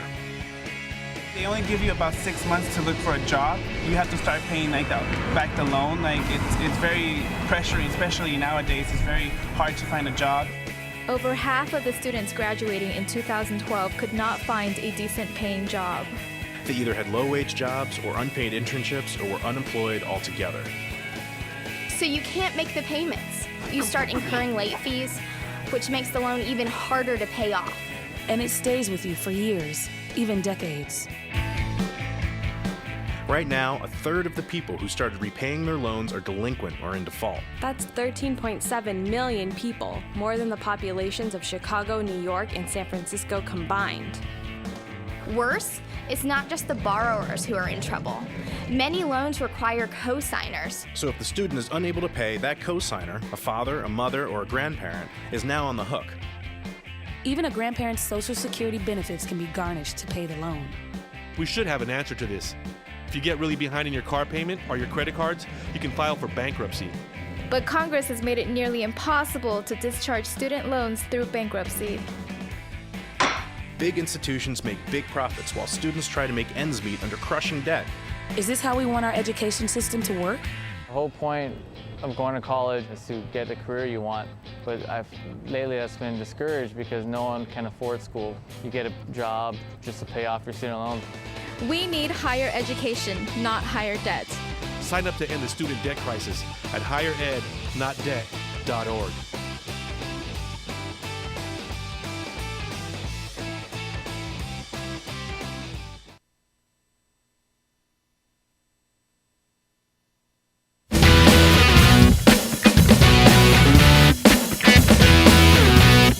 Seen on Free Speech TV and online on TawkrTV. This is the Bill Press Show. 13 minutes now before the top of the hour, in studio with us, fresh from his appearance yesterday on Face the Nation with Bob Schieffer, Washington Post columnist David Ignatius, and author of the thrilling new book, The Director. I was just distracted because I was thinking, remembering, David, that your last book was Body of Lies. Was it the last one? The Or was the one immediately in before this was called Blood Money and was set, in Pakistan. Yeah. But Body of Lies was made into a movie a few years ago. It was like 3 or 4 books back. Yes, and it was made into a movie. And one scene was filmed, which I watched being filmed, right here at the Eastern Market. They turned the Eastern Market into I think it was a Dutch flower market. Yes, yes. That was great. That was great. It was great fun for the neighborhood. So we thank you for that entertainment. Well, I'm sure the studios will blow up your neighborhood any time you want. President Obama, we have had 2 Americans executed in video released worldwide. by ISIS. And a lot of Americans and a lot of members of Congress are saying, President, you've got to do something. You've got to do something. So far, the president's been, I'm going to take my time and put this strategy together. You've written about this. Is his go slow strategy the right approach? Well, in general, I give more credit to Obama's caution in these very uncertain times than a lot of people do. I think it's possible, as we saw in Iraq in 2003, to make very consequential mistakes rushing into things. That said, I've been writing for 2 years that a deadly threat is arising in Syria and Iraq. And unless the United States helps the more moderate opposition forces in Syria, we will end up with extremists filling that vacuum. I wrote that after traveling there. I was traveling in Aleppo about a month away from the time that one of the people who was so tragically beheaded was kidnapped. So I do think that, and I wish the president had come around to that earlier. I wish the president had understood that Nouri al-Maliki was a divisive, incompetent prime minister in Iraq who was splitting the country. That was not hard to see. It was people understood that. I wish he'd moved earlier. That said, I'm not a big one for looking in the rearview mirror. So the strategy the president will describe to the country Wednesday night is basically a sound one. It begins with the idea that we have to work with regional partners. The go it alone, Uncle Sam's going to do it, shock and awe, that whole thing is gone. And the premise is we will help you to the extent you help yourselves, that if Iraq can get a more inclusive government that brings people together, the United States is prepared to help. You've noticed that we've been slow to apply air power, waiting for changes in the government. The changes have slowly come.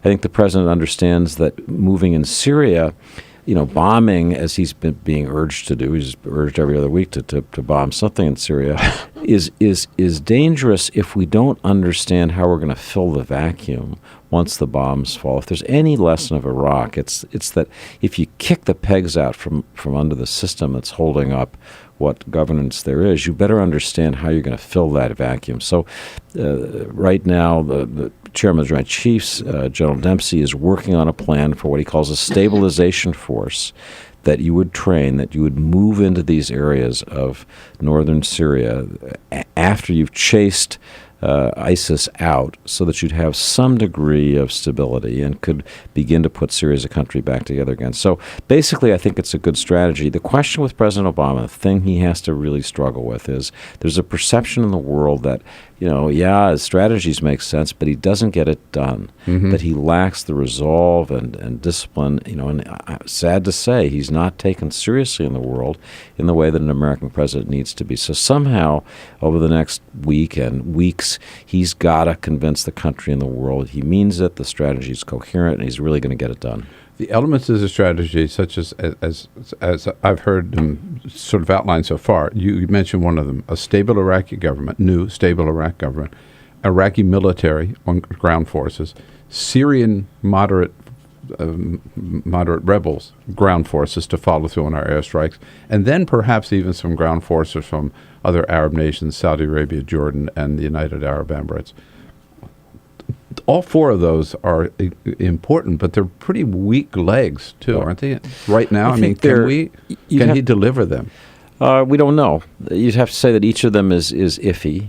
If we couldn't stabilize Iraq with 150,000 American troops, do we really think that in a sectarian divided Iraqi forces can do it? I don't know. I think one thing that's emerging is, and the president suggested this in his comments yesterday on Meet the Press, is that this is really a long-term project. Right. That we say our goal is to degrade and ultimately destroy ISIS. And, I'd underline the ultimately there as a reader of this. This is going to go into the next administration. Obama knows this job won't be finished by the time he leaves office. He wants to get it moving in the right direction. I think, degrading, taking down something enough that it doesn't pose a threat to the United States, doesn't pose a threat to Americans in the region, doesn't pose a mortal threat to our friends and allies, but it's not dead yet, but it's down to this more manageable form, and then you keep kind of going after it. That's probably what he's talking about. And again, Americans tend to think these things are like an on and off switch. Okay, we just started the policy. Let's turn it on. And Right. when's it going to be over? Is it going to be over in a week? It's not going to be like that. No, exactly. This is going to be. That won't be settled before he leaves office. It's going to carry into the next administration. David Ignatius, so good to have you with us. The book, again, is The Director. Buy this book. Read this book. You will enjoy it, and I can't wait for the next one. Thank you. I got to go write it. Thanks, David, so much. Honor to have you here today. Thanks, Bill. And I'll be back and wrap things up on this Monday morning. This is the Bill Press Show. It is possible to read the history of this country as one long struggle to extend the liberties established in our Constitution to everyone in America. In other words, who, according to our laws and culture, gets to be considered a person? The law creates legal personhood, and movements create law and change culture. So, how have the courts passed laws to shape our culture? That history goes way back before Citizens United. 1819, Dartmouth College versus Woodward, Supreme Court case, turned a corporate charter from a government-granted charter to a contract. This ruling gave corporations standing within the Constitution. 1886, Santa Clara County versus Southern Pacific Railroad. Though the court did not rule on corporate personhood, the decision was subsequently cited as a precedent to hold that a private corporation is entitled to the same 14th Amendment rights of due process and equal protection as human beings. This makes it impossible for us to make laws that treat local businesses any differently than giant multinational corporations, even if their business practices are deemed to be harmful to workers, the environment and communities, or if they have a history of violating the law. Hale versus Henkel, 1906. The court granted corporations the Fourth Amendment search and seizure protection. Dodge versus Ford Motor Company, 1919. The Michigan Supreme Court says the business corporation is organized and carried on primarily for the profit of the stockholders. Stockholder primacy is established. The purpose of the corporation, according to the court, is no longer to serve the public good, as it had been. It is now to maximize profit for shareholders above all else. Pennsylvania Coal Company versus Mahon, 1922. Corporations get the Fifth Amendment takings clause, meaning if you pass a regulation that impacts a corporation's ability to make a profit, that is deemed a taking, and they can sue for the right to future profits lost. This creates a chilling effect, and local and state governments become much more hesitant to pass laws in the public interest for fear that corporations can claim loss of potential profits that cities and states will be on the hook to pay. Buckley versus Vallejo, 1976. The Supreme Court rules that spending money to influence elections is protected under the First Amendment, in effect saying that money is speech. Citizens United versus Federal Election Commission, 2010. Today, the Supreme Court of Chief Justice John Roberts declared that because of the alchemy of its 19th century predecessors in deciding that corporations had all the rights of people, any restrictions on how these corporate beings spend their money on political advertising are unconstitutional. The court's ruling threatens to undermine the integrity of elected institutions across the nation. It's a rejection of the common sense of the American people.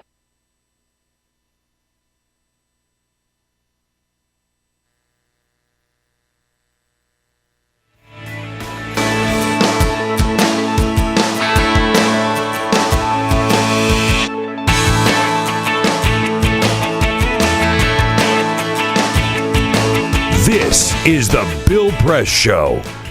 All right, that's it for a Monday. No time for a parting shot, but I don't know about you. I'd rather spend time talking with David Ignatius. Yeah, don't get a absolutely. chance to talk to somebody again. I love that book, The Dictator. I'm only halfway through it. I'm going to go home and read the rest of it right now. But I want you to have a great Monday, and remember to come back here tomorrow morning. As every Tuesday, we'll be blessed with Arthur Delaney from the Huffington Post and Igor Volsky from Think Progress. That's just the start of our plans for Tuesday. You have a great Monday. We'll be looking for you right here, same time tomorrow. This have a good one. is the Bill Press Show.